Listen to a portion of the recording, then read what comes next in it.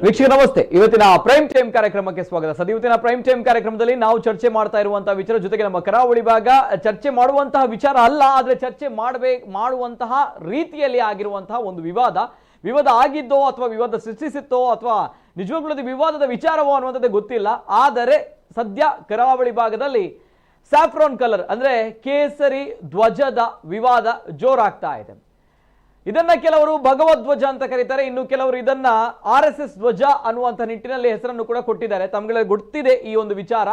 ಉಡುಪಿ ಪರ್ಯಾಯ ತುಂಬಾ ದೊಡ್ಡ ಮಟ್ಟದಲ್ಲಿ ನಡೀತು ಈ ಬಾರಿ. ಪ್ರತಿ ವರ್ಷವೂ ಕೂಡ ಉಡುಪಿ ಪರ್ಯಾಯ ಅಂತ ಬಂದಾಗ ಅತ್ಯಂತ ಸಂಭ್ರಮ ಸಡಗರದಿಂದ ವಿಜೃಂಭಣೆಯಿಂದ ನಡೆಯುತ್ತೆ. ಮುಂಜಾನೆ ಒಂದು 3 ಗಂಟೆಯ ಹೊತ್ತಿನಲ್ಲಿ ಆ ಉಡುಪಿ ಪರ್ಯಾಯದ ಒಂದು ಅಧಿಕೃತವಾಗಿರುವಂತಹ ವೈಭವಯುತವಾಗಿರುವಂತಹ ಮೆರವಣಿಗೆ 2 ವರ್ಷಕ್ಕೊಮ್ಮೆ ಆ ಒಂದು ರಥ ಬೀದಿಯಲ್ಲಿ, ಆ ಒಂದು ರಾಜ ಬೀದಿಯಲ್ಲಿ ಪ್ರತಿ ಬಾರಿ ಕೂಡ ಹೋಗುತ್ತೆ. ಈ ಸಂದರ್ಭ ಈ ಬಾರಿ ಜಿಲ್ಲಾಧಿಕಾರಿ ಅವರು ಸ್ವರೂಪ ಟೀಕೆ ಅವರು ಹಾರಿಸಿದಂತಹ ಒಂದು ಧ್ವಜ, ಆ ಧ್ವಜದ ಬಣ್ಣ ಕೇಸರಿಯಾಗಿತ್ತು. ಹಾಗಾಗಿ ಈ ಒಂದು ವಿವಾದ ಸೃಷ್ಟಿಯಾಗಿದೆ. ಅಥವಾ ಆ ಒಂದು ಧ್ವಜವನ್ನ ಅವರು ಹಾರಾಡಿಸಬಾರ್ದಿತ್ತು, ಕಾರಣ ಅದು RSS ನ ಧ್ವಜ ಅಥವಾ ಅದು ಭಾಗವತ್ ಧ್ವಜ.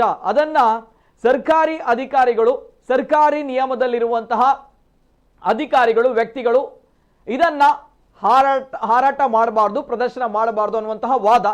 ಸಂವಿಧಾನಾತ್ಮಕವಾಗಿ ಜಾತ್ಯತೀತ ನಿಲುವುಗಳನ್ನು ಅವರುಗಳು ತಾಳಬೇಕು. ಈ ರೀತಿ ಒಂದು ಸಿದ್ಧಾಂತದ ಅಥವಾ ಒಂದು ಪಕ್ಷದ ಅಥವಾ ಒಂದು ಸಂಘಟನೆಯ ಅಥವಾ ಒಂದು ಬಣ್ಣದ ಏನೋ ಗೊತ್ತಿಲ್ಲ, ಒಟ್ಟು ಇದು ವಿವಾದ ಆಗಿದೆ. ಆ ವಿವಾದ ಏನು ಅಂತದ್ದೇ ತಿಳಿದುಕೊಳ್ಬೇಕು ಅನ್ನೋ ನಿಟ್ಟಿನಲ್ಲಿ ಇವತ್ತಿನ ಚರ್ಚೆ.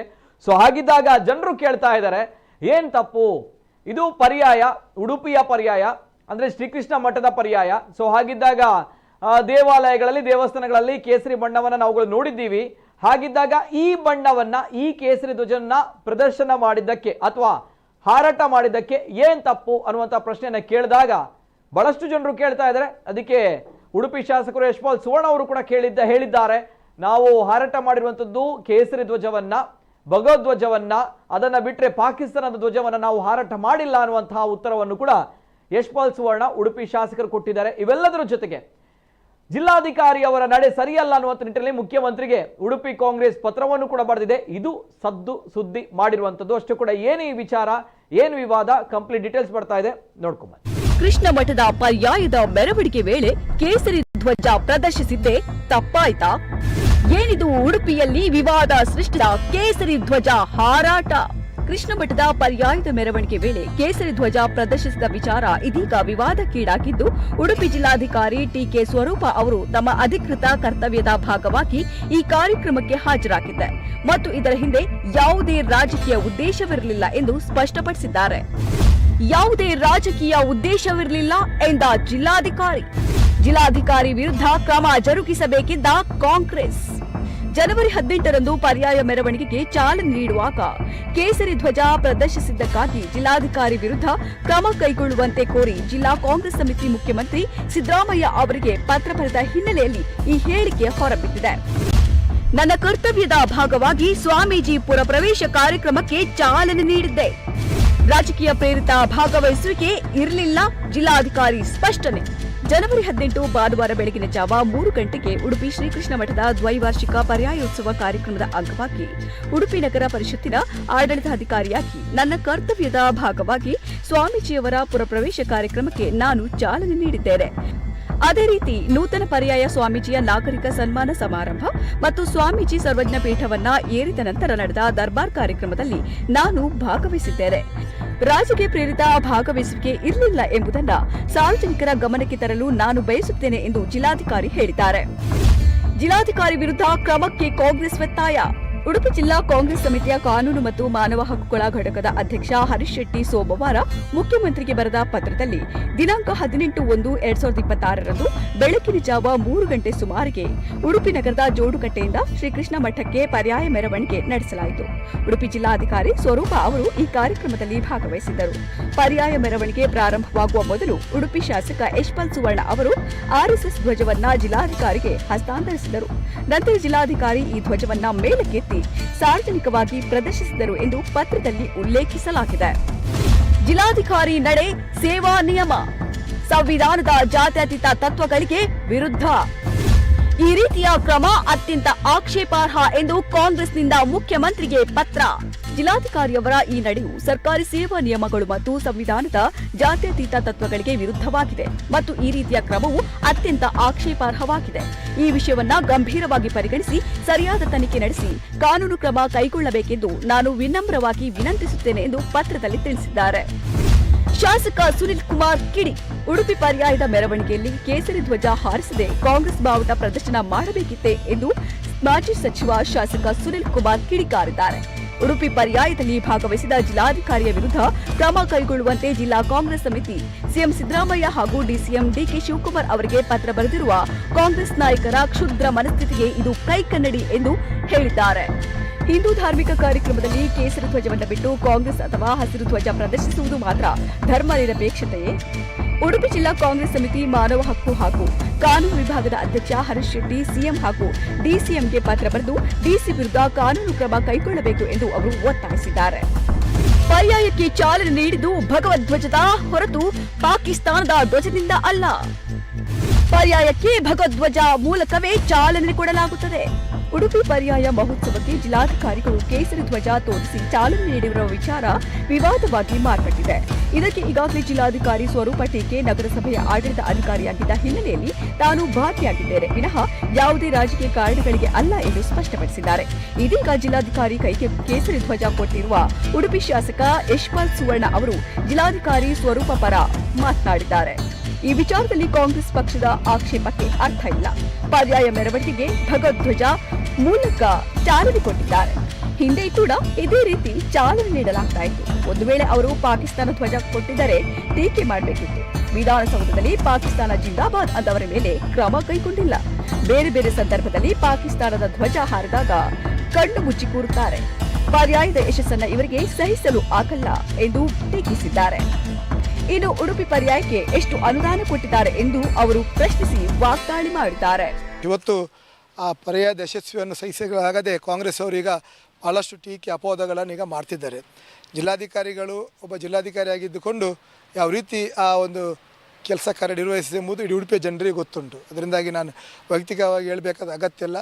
ಆದರೆ ಕಾಂಗ್ರೆಸ್ಸಿಗರು ಅದನ್ನು ದಾರಿ ತಪ್ಪಿಸುವ ರೀತಿಯಲ್ಲಿ ಸನ್ಮಾನ್ಯ ಜಿಲ್ಲಾಧಿಕಾರಿಗಳು ಉಡುಪಿ ನಗರಸಭೆಯ ಆಡಳಿತಾಧಿಕಾರಿಗಳು ಕೂಡ ಆಗಿದ್ದುಕೊಂಡು ಪೂರ್ವಪುರುಷದಿಂದ ಹಿಡಿದು ಪರ್ಯಾಯದ ಕಾರ್ಯಕ್ರಮ ತನಕ ಭಾಳ ಒಳ್ಳೆಯ ರೀತಿಯಲ್ಲಿ ಅದನ್ನು ನಡೆಸಿಕೊಟ್ಟಿದ್ದಾರೆ. ಬಹುಶಃ ಆ ಚಾಲನೆ ನೀಡುವ ಸಂದರ್ಭದಲ್ಲಿ ಭಗವದ್ಧ್ವಜದ ಮೂಲಕ ಅವರು ಚಾಲನೆ ನೀಡಿದ್ದಾರೆ. ಖಂಡಿತ ಅದೊಂದು ಪುಣ್ಯ ವೇದಿಕೆ. ಯಾಕಂತ ಹೇಳಿದರೆ ಎಲ್ಲ 7 ಮಠದ ಯತಿವರಿಯರು ಅದರಲ್ಲಿ ಉಪಸ್ಥಿತರು. ಅದೊಂದು ಪುಣ್ಯ ವೇದಿಕೆ ಅಂತ ಹೇಳಲಿಕ್ಕೆ ನಾನು ಬಯಸ್ತೇನೆ. ಆ ಸಂದರ್ಭದಲ್ಲಿ ಅವರ ಭಗವದ್ಧ್ವಜ ಮೂಲಕ ಚಾಲನೆ ಕೊಟ್ಟದ್ದು ಈ ಹಿಂದೆ ಕೂಡ ಇತಿಹಾಸದಲ್ಲಿ ಅದೇ ರೀತಿ ಉಂಟು. ಅದೇನು ಹೊಸ್ತು ಅಲ್ಲ. ಆದರೆ ಒಂದು ವೇಳೆ ಉಸ್ತುವಾರಿ ಸಚಿವರ ಸಂದರ್ಭದಲ್ಲಿ ಉಪಸ್ಥಿತರೆ ಅವರ ಮೂಲಕ ನಾವು ಅದನ್ನು ಚಾಲನೆಯನ್ನು ಕೊಡ್ತಿತ್ತು. ಆದರೆ ಉಸ್ತುವಾರಿ ಸಚಿವರು ಇರ್ತಿದ್ರೆ ಇವರು ಇದೇ ರೀತಿ ಉಸ್ತುವಾರಿ ಸಚಿವರಿಗೆ ರಾಜೀನಾಮೆಗೆ ಆಗ್ರಹ ಮಾಡ್ತಿದ್ರಾ ಎಂಬ ಪಟ್ಟಿ ಹಿಡಿತಿದ್ರು ಎಂಬುದೊಂದು ಈಗ ಪ್ರಶ್ನೆ ಅರ್ಥ ಆಗಿದೆ. ಅದು ಬಿಟ್ಟು DC ಅವರ ಬಗ್ಗೆ ಸರ್ಕಾರದ ನಮ್ಮ ಮುಖ್ಯಮಂತ್ರಿಗಳಿಗೆ ಪತ್ರ ಬರೆದು ಅವರ ಬಗ್ಗೆ ಶಿಸ್ತುಗಳು ಇದು ಸರಿಯಲ್ಲ. ಟೋಟಲಿ ಕಾಂಗ್ರೆಸ್ ಅವರು ಈಗ ಬಹಿರಂಗಪಡಿಸಬೇಕು. ಭಗವದ್ಧ್ವಜ ಅದು ಅವರ ಪರ ಅದರ ವಿರುದ್ಧ ಅಲ್ಲ ಪರವ ಎಂಬುದನ್ನು ಅವರು ಬಹಿರಂಗಪಡಿಸಬೇಕಂತೇಳಿ. ಭಗವದ್ಧ್ವಜ ಇನ್ನು ಧರ್ಮದ ಒಂದು ಸಂಕೇತ, ಅದು ಯಾವುದೇ ಪಕ್ಷಕ್ಕೆ ಸೀಮಿತವಾದದ್ದಲ್ಲ. ಅದರಿಂದಾಗಿ ನೇರವಾಗಿ ನಾನು ಕಾಂಗ್ರೆಸ್ ಅವರಿಗೆ ಸವಾಲನ್ನು ಕೂಡ ಹಾಕಲಿಕ್ಕೆ ಬಯಸ್ತೇನೆ. ಪ್ರಥಮವಾಗಿ ಭಗವದ್ಧ್ವಜದ ಬಗ್ಗೆ ತಮಗೆ ಗೌರವ ಇದ್ದರೆ ಅದರ ಬಗ್ಗೆ ಬಹಿರಂಗಪಡಿಸಿ. ಇನ್ನು ಮುಂದೆ ಈ ರೀತಿ ನೀವು ಟೀಕೆಗಳನ್ನು ಮಾಡಿದರೆ ಖಂಡಿತವಾಗಿಯೂ ಮುಖ್ಯಮಂತ್ರಿ ಬರ್ಬೋದು, ಕಾಂಗ್ರೆಸ್ ಯಾರ ನಾಯಕರು ಬಂದರೂ ಕೂಡ ಭಗವದ್ಧ್ವಜದ ಮೂಲಕ ನಾವು ಸ್ವಾಗತ ಮಾಡ್ತೇವೆ. ಆಗ ಅವರು ಅದನ್ನು ಒಪ್ತಾರೆ ಇಲ್ಲ ಎಂಬುದನ್ನು ನಾವು ನೋಡಬೇಕಾಗ್ತದೆ. ನಿನ್ನೆ ಉಡುಪಿಯಲ್ಲಿ ಜಿಲ್ಲಾಧಿಕಾರಿಯೊಬ್ಬರು ಇವತ್ತು ಕೇಸರಿ ಧ್ವಜವನ್ನ ಹಾರಿಸುವಂತ ಒಂದು ಕೆಲಸ ಮಾಡಿದ್ದಾರೆ. ಅದು ನಾವು ತಪ್ಪು ಅಂತ ಎಲ್ಲ ಕಾಂಗ್ರೆಸ್ ಅವರು ಹೇಳಬೇಕಾದ ಅಗತ್ಯ ಇದೆ ಅಂತ ಹೇಳ್ತಕ್ಕಂಥ ಮಾತನ್ನು ನಾನು ಹೇಳಲಿಕ್ಕೆ ಬಯಸ್ತೇನೆ. ಯಾವ ಮಾತಾಡ್ತಾನೆ ಒಬ್ಬ ಕಾಂಗ್ರೆಸ್ ಪತಾಕೆ ಹಾಕ್ಬೇಕು, ನೀವು ಕಾಂಗ್ರೆಸ್ ಪತಾಕೆ ಹಾಕ್ಬೇಡಿ, ಕೇಸರಿ ಪತಾಕೆಯನ್ನು ಹಾಕ್ಬೇಡಿ, ನೀವು ಹಸಿರು ಪತಾಕೆಯನ್ನು ಹಾಕ್ಬೇಡಿ, ಯಾವುದೇ ಪತಾಕೆಯನ್ನು ಹಾಕ್ಬೇಕು. ದೇವಸ್ಥಾನದ ಕಾರ್ಯಕ್ರಮ, ಆ ದೇವಸ್ಥಾನದ ಕಾರ್ಯಕ್ರಮ ಎಲ್ಲರೂ ಸಮಾನವಾದ ಅವಕಾಶ ಕೊಡ್ತಕ್ಕಂಥ ಕಾರ್ಯಕ್ರಮ ಆಗಲಿ. ಯಾವುದೇ ಬಣ್ಣದ ಯಾವುದೇ ರೀತಿಯ ರಾಜಕೀಯ ಪ್ರೇರಿತವಾದಂತ ಪತಾಕೆಯಲ್ಲಿ ಯಾರು ಹಾರಿಸ್ತಾರೆ ಅದನ್ನ ನಾವು ಖಂಡಿತವಾಗಿ ಧಿಕ್ಕರಿಸಬೇಕು ಅಂತ ಹೇಳ್ತಕ್ಕಂಥ ಮಾತನ್ನು ಹೇಳ್ತಾ, ಉಡುಪಿಯ ಜಿಲ್ಲಾಧಿಕಾರಿಗಳು ದೇವಸ್ಥಾನದ ಕಾರ್ಯಕ್ರಮದಲ್ಲಿ ಕೇಸರಿ ಧ್ವಜವನ್ನು ಹಾರಿಸಿದ ಬಗ್ಗೆ ಉಡುಪಿಯಲ್ಲಿ ಕೆಲವರಿಂದ ಟೀಕೆಗಳು ಬಂತು. ಅದರ ಮುಂದುವರೆದ ಭಾಗವಾಗಿ ನಾನು ಜಿಲ್ಲೆಯ ಒಂದು ಕಾರ್ಯಕ್ರಮದಲ್ಲಿ ಜಿಲ್ಲಾಧಿಕಾರಿಯಾಗಿದ್ದವರು ಕೇಸರಿ ಧ್ವಜವನ್ನು ಅಥವಾ ಇತರ ಯಾವುದೇ ಧ್ವಜಗಳನ್ನು ಹಾಕಬಾರದು ಅಂತ ಹೇಳ್ತಕ್ಕಂಥ ಹೇಳಿಕೆಯನ್ನು ಕೊಟ್ಟಿದ್ದೆ. ಆದರೆ ಅದು ಮಾಧ್ಯಮದಲ್ಲಿ ದೇವಸ್ಥಾನದ ಕೇಸರಿ ಹಾಕಬಾರದು ಅಂತೇಳಿ ಒಂದು ಹೇಳಿಕೆ ಕೊಟ್ಟಾಗಿ ಬಂದಿದೆ. ನಾನು ಹೇಳಿರ್ತಕ್ಕಂಥದ್ದು ಒಂದು ನಿರ್ದಿಷ್ಟ ವಿಷಯದ ಬಗ್ಗೆ ಮತ್ತು ಜಿಲ್ಲಾಧಿಕಾರಿಯವರು ಯಾವುದೇ ಒಂದು ಧರ್ಮದ ಧ್ವಜವನ್ನು ಹಾಕಬಾರ್ದು ಎನ್ನುವಂಥ ಅರ್ಥದಲ್ಲಿ ನಾನು ಮಾತಾಡಿದೆ. ಅದನ್ನು ಅಪಾರ್ಥ ಮಾಡಿ ಅದಕ್ಕೆ ಒಂದು ಅಪಪ್ರಚಾರ ಆಗ್ತಕ್ಕಂಥ ಸಂದರ್ಭದಲ್ಲಿ ನಾನು ಸ್ಪಷ್ಟ ನೀಡ್ತೇನೆ. ನಾನು ಹೇಳಿರ್ತಕ್ಕಂಥ ಹೇಳಿಕೆಯ ಸಂದರ್ಭ ಜಿಲ್ಲಾಧಿಕಾರಿಯೊಬ್ಬರು ಧಾರ್ಮಿಕ ಧ್ವಜವನ್ನು ಹಾಕ್ತಕ್ಕಂಥ ಸರಿಯಲ್ಲ ಅಂಥೇಳಿ ನಾನು ಅದಕ್ಕೆ ಬದ್ಧನಾಗಿದ್ದೇನೆ. ನಾನು ಹೇಳಿರ್ತಕ್ಕಂಥದ್ದು ಅದರ ಅರ್ಥ ಇಷ್ಟೇ, ಅದಕ್ಕೆ ಬೇರೆ ಏನು ಅರ್ಥ ಕಲ್ಪಿಸೋದು ಸರಿಯಲ್ಲ. ಜಿಲ್ಲಾಧಿಕಾರಿಯವರು ಕೇಸರಿ ಧ್ವಜ ಹಾಕ್ತಕ್ಕಂಥದ್ದು ಸರಿಯಲ್ಲ ಅಂತ ಹೇಳಿ ನಾನು ಸ್ಪಷ್ಟನೆ ನೀಡ್ತಾ ಇದ್ದೇನೆ. ಅದರಲ್ಲೂ ಸರ್ಕಾರಿ ನೌಕರರಿರ್ತಕ್ಕಂಥ, ಅದರಲ್ಲೂ ಹಿರಿಯ ಅಧಿಕಾರಿಗಳು ಒಂದು ಧರ್ಮಕ್ಕೆ ಸೀಮಿತವಾದಂಥ ಬಾವುಟವನ್ನು ಹಾರಿಸುವುದು ಸರಿಯಲ್ಲ ಎನ್ನುವ ಅರ್ಥದಲ್ಲಿ ನಾನು ಮಾತಾಡಿದ್ದೆ ಅಂತೇಳಿ ಮತ್ತೆ ಸ್ಪಷ್ಟವನ್ನು ನೀಡ್ತಾ ಇದ್ದೇನೆ. ಸದ್ಯ ಇದು ಚರ್ಚೆ ಆಗ್ತಾ ಇರುವಂತದ್ದು ಕೇಸರಿ ಧ್ವಜವನ್ನ, ಕೇಸರಿ ಬಣ್ಣದ ಧ್ವಜವನ್ನ ಸ್ವರೂಪ ಟೀಕೆ ಅವರು, ಉಡುಪಿ ಜಿಲ್ಲಾಧಿಕಾರಿ ಅವರು ಹಾರಾಟ ಮಾಡಿದ್ರು, ಪ್ರದರ್ಶನ ಮಾಡಿದ್ರು ಪರ್ಯಾಯದ ಸಂದರ್ಭ, ಮೆರವಣಿಗೆ ಹೋಗುವಂತ ಸಂದರ್ಭ. ಇದು ಚರ್ಚೆಗೆ ಕಾರಣವಾಗಿರುತ್ತೆ. ಇದಕ್ಕೆ ಪರ ವಿರೋಧವಾಗಿರುವಂತಹ ಚರ್ಚೆಗಳು, ರಾಜಕೀಯ ಕೆಸರೆರಚಾಟಗಳು, ಇದು RSS ನ ಧ್ವಜ ಅಥವಾ ಇದು ಭಗವದ್ ಧ್ವಜ, ಇದನ್ನು ತಾವುಗಳು ಬಳಕೆ ಮಾಡಬಾರ್ದು, ಹಿಂದೂಗಳ ದೇವಾಲಯಗಳಲ್ಲಿ ಈ ರೀತಿಯ ಧ್ವಜಗಳು, ಇಂಥ ವಿಚಾರಗಳು ಗೊತ್ತಿಲ್ಲ ಏನ್ ಕತೆ ಏನಾಗ್ತಾ ಇದೆ. ಧ್ವಜದಲ್ಲೂ ಕೂಡ ಇಂತಹ ವಿವಾದಗಳು ಸೃಷ್ಟಿ ಆಗ್ತಾ ಇದೆ ಅನ್ನುವಂಥದ್ದು ನಿಜವಾಗ್ಲೂ ದುರಂತ ನಮ್ಮ ಕರಾವಳಿ ಭಾಗದಲ್ಲಿ. ಮತ್ತೆ ಈ ಬಣ್ಣಗಳ ವಿಚಾರವಾಗಿ ಅಥವಾ ಈ ಒಂದು ಧ್ವಜದ ವಿಚಾರವಾಗಿ ಮತ್ತೆ ನಮ್ಮ ಕರಾವಳಿ ಭಾಗದಲ್ಲಿ ಚರ್ಚೆಗಳು ಶುರುವಾಗಿದೆ. ಚರ್ಚೆನ ಪ್ರಾರಂಭ ಮಾಡಬೇಕು. ನಮ್ಮ ಜೊತೆ ಅತಿಥಿಗಳು ಜಾಯಿನ್ ಆಗಿದ್ದಾರೆ. ಆತ್ಮೀಯವಾದಂಥ ಸ್ವಾಗತವನ್ನ ಮಾಡಬೇಕು. ನಮ್ಮ ಜೊತೆ ಇವತ್ತಿನ ಕಾರ್ಯಕ್ರಮದಲ್ಲಿ ಬಿಜೆಪಿ ವಕ್ತಾರರು ಮಾಧವ ಮಾವೆ ಅವರಿದ್ದಾರೆ. ಆತ್ಮೀಯವಾದಂಥ ಸ್ವಾಗತ ಮಾಧವ ಮಾವೆ ಅವರಿಗೆ. ನಮಸ್ತೆ ಸರ್. ಅದೇ ರೀತಿ ನಮ್ಮ ಜೊತೆ ಇವತ್ತಿನ ಕಾರ್ಯಕ್ರಮದಲ್ಲಿ ಕಾಂಗ್ರೆಸ್ ವಕ್ತಾರರು ಉದಯ ಆಚಾರ್ಯ ಅವರು, ಕಾಂಗ್ರೆಸ್ನಿಂದ. ಆತ್ಮೀಯವಾದಂಥ ಸ್ವಾಗತ. ಅದೇ ರೀತಿ ನಮ್ಮ ಜೊತೆ ಹಿರಿಯ ಪತ್ರಕರ್ತರು ಜಿತೇಂದ್ರ ಕುಂದೇಶ್ವರು ಇವತ್ತಿನ ಕಾರ್ಯಕ್ರಮದಲ್ಲಿ ನಮ್ಮ ಜೊತೆ ಇದ್ದಾರೆ. ಆತ್ಮೀಯವಾದಂಥ ಸ್ವಾಗತ ಸರ್, ತಮಗೂ ಕೂಡ ನಮಸ್ತೆ. ಮೂವರು ಅತಿಥಿಗಳು ಕೂಡ ಕಾರ್ಯಕ್ರಮದಲ್ಲಿ ಜಾಯಿನ್ ಆಗಿದ್ದಾರೆ. ಜೊತೆಗೆ ಈ ಒಂದು ಚರ್ಚೆ ಅನ್ನೋದಕ್ಕಿಂತ ಜಾಸ್ತಿಗೆ ಬಹಳಷ್ಟು ಜನರಿಗೆ ಒಂದು ವಿಚಾರವನ್ನ ತಿಳಿದುಕೊಳ್ಬೇಕು ಅನ್ನುವಂಥದ್ದು. ಅಲ್ಲಿ ಆಗಿರುವಂತಹ ಕಾರ್ಯಕ್ರಮ ಉಡುಪಿ ಪರ್ಯಾಯ ಶ್ರೀಕೃಷ್ಣ ಮಠದ ಒಂದು ಕಾರ್ಯಕ್ರಮ, ದ್ವೈವಾರ್ಷಿಕವಾಗಿ ನಡೆಯುವಂತಹ ಕಾರ್ಯಕ್ರಮ. ಹಾಗಿದ್ದಾಗ ಈ ಕಾರ್ಯಕ್ರಮದಲ್ಲಿ ಕೇಸರಿ ಧ್ವಜವನ್ನ ಹಾರಾಟ ಮಾಡಲಾಗಿತ್ತು. ಅಲ್ಲಿ ಇರುವಂತಹ ಬಹಳಷ್ಟು ಭಕ್ತರು, ಬಹಳಷ್ಟು ಅನುಯಾಯಿಗಳು ಎಲ್ಲರೂ ಕೂಡ ಕೇಸರಿ ಧ್ವಜವನ್ನ ಹಾರಾಟ ಮಾಡಿಕೊಂಡು ಆ ಮೆರವಣಿಗೆಯಲ್ಲಿ ಹೋಗ್ತಾ ಇರ್ತಾರೆ. ಆ ಸಂದರ್ಭ ಶಾಸಕರು ಯಶ್ಪಾಲ್ ಸುವರ್ಣ ಅವರು ಒಂದು ಧ್ವಜವನ್ನ ತಂದುಕೊಟ್ಟು ಉಡುಪಿ ಜಿಲ್ಲಾಧಿಕಾರಿ ಅವರ ಕೈಗೆ ಕೊಡ್ತಾರೆ. ಸೊ ಆ ಸಂದರ್ಭ ಜಿಲ್ಲಾಧಿಕಾರಿ ಅವರದನ್ನ ಹಾರಾಟ ಮಾಡ್ತಾರೆ. ಈ ಸಂದರ್ಭ ಆಗಿರುವಂತಹ ಘಟನೆ. ಹಾಗಿದ್ದಾಗ ಅಲ್ಲಿ ಕೇಸರಿ ಧ್ವಜವನ್ನ ಹಾರಾಟ ಮಾಡಬಾರ್ದಾ ಅನ್ನುವಂಥ ಪ್ರಶ್ನೆಯನ್ನು ಬಹಳಷ್ಟು ಕೇಳ್ತಾರೆ. ಯಾಕಂದ್ರೆ ಅದು ಒಂದು ಧರ್ಮದ ಕಾರ್ಯಕ್ರಮ ಅನ್ನುವಂತಹ ಪ್ರಶ್ನೆಯನ್ನು ಕೆಲವರು ಜನರು ಹೇಳ್ತಾರೆ. ಇಲ್ಲ, ಅದು ಸರ್ವಧರ್ಮದ ಕಾರ್ಯಕ್ರಮ, ಹಾಗಿದ್ದಾಗ ಅಂತಹ ಧ್ವಜವನ್ನು ಹಾರಾಟ ಮಾಡಬಾರ್ದು ಅನ್ನೋದು ಕೆಲವು ಜನ ಹೇಳ್ತಾರೆ. ಇನ್ನು ಕೆಲವರು ಹೇಳ್ತಾರೆ ಅದು RSS ನ ಧ್ವಜ. ಒಟ್ಟಿನಲ್ಲಿ ಕನ್ಫ್ಯೂಷನ್ಸ್. ಅದಕ್ಕೋಸ್ಕರ ಜನರಿಗೆ ಮಾಹಿತಿಯನ್ನ ಕೊಡಬೇಕು, ಅದು ಕೂಡ ಈ ಕಾರ್ಯಕ್ರಮದ ಪ್ರಮುಖ ಉದ್ದೇಶ. ದ್ಯಾಟ್ಸ್ ವೈ ಈ ಒಂದು ಚರ್ಚೆನ ನಾನು ಆರಂಭ ಮಾಡ್ತಾ ಇದ್ದೀನಿ. ನಾನು ನೇರವಾಗಿ ಫಸ್ಟ್ ರಿಯಾಕ್ಷನ್ ಹೋಗ್ತಾ ಇರುವಂತದ್ದು ಕಾಂಗ್ರೆಸ್ ವಕ್ತಾರರಲ್ಲಿ ಉದಯ ಆಚಾರ್ಯ ಅವರು. ಯಾಕಂದ್ರೆ ಕಾಂಗ್ರೆಸ್ನವರು ಈ ಒಂದು ಪತ್ರವನ್ನ ಮುಖ್ಯಮಂತ್ರಿ ಅವರಿಗೆ ಬರೆದಿದ್ದಾರೆ. ಜಿಲ್ಲಾಧಿಕಾರಿಯವರು ಅವರ ರೂಲ್ಸ್ ಅನ್ನ ಮೀರಿದ್ದಾರೆ, ಲಿಮಿಟೇಷನ್ಸ್ ಕ್ರಾಸ್ ಮಾಡಿದ್ದಾರೆ. ಯಾಕಂದ್ರೆ ಅವರು ಒಂದು ಸಂವಿಧಾನದ ಅಡಿಯಲ್ಲಿ ಕೆಲಸ ಮಾಡಬೇಕನ್ನೋ ಸರ್ಕಾರಿ ಅಧಿಕಾರಿ ರೂಲ್ಸ್ ಬ್ರೇಕ್ ಮಾಡಿದ್ದಾರೆ ಅನ್ನೋ ನಿಟ್ಟಿನಲ್ಲಿ ತಪ್ಪು. ಇದು ಫಸ್ಟ್ ರಿಯಾಕ್ಷನ್. ನಮ್ಮ ಉಡುಪಿ ಕಾನೂನು ಸೆಲ್ಲಿನ ಅಧ್ಯಕ್ಷರಾದ ಹರೀಶ್ ಶೆಟ್ಟಿ ಅವರು ಈ ಒಂದು ವಿಚಾರವನ್ನು ಮುಖ್ಯಮಂತ್ರಿ ಅವರಿಗೆ ಬರೆದಿದ್ದಾರೆ. ನೋಡಿ, ಈಗ ಕನ್ಫ್ಯೂಷನ್ ಇರೋದು ಎಲ್ಲಿ ಅಂತ ಹೇಳಿದ್ರೆ, ಅಲ್ಲ ನಾನು ಸರಿಯಾ ತಪ್ಪ ಅಂತ ನಾನು ಇವಾಗ ಹೇಳಲ್ಲ.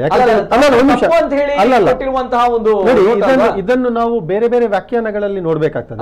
ನಾನು ತಪ್ಪಿದ್ದಕ್ಕೆ ಅಲ್ವಾ ಸರ್ ಲೆಟರ್ ಹೋಗಿರುವಂತದಲ್ಲಿ? ನೋಡಿ, ಅವರು ಒಬ್ಬರು ಕಾನೂನು ತಜ್ಞರು ಇರುವುದಕ್ಕೆ ಅಲ್ಲಿ ಲೆಟರ್ ಹೋಗಿ. ನಮಗೆ ಕೇಸರಿಗೆ ವಿರೋಧ ಇಲ್ಲ, ನಾವು ಅದನ್ನು ಯಾವತ್ತು ವಿರೋಧಿಸಿದವರಲ್ಲ. ಕೇಸರಿ ನಮ್ಮ ಬಾವುಟದ ಒಂದು ಬಣ್ಣ, ಅದರಲ್ಲಿ ಕೂಡ ಇದೆ. ಹಾಗೆ ಕೇಸರಿಗೆ ನಮ್ಮ ವಿರೋಧ ಅಲ್ಲ.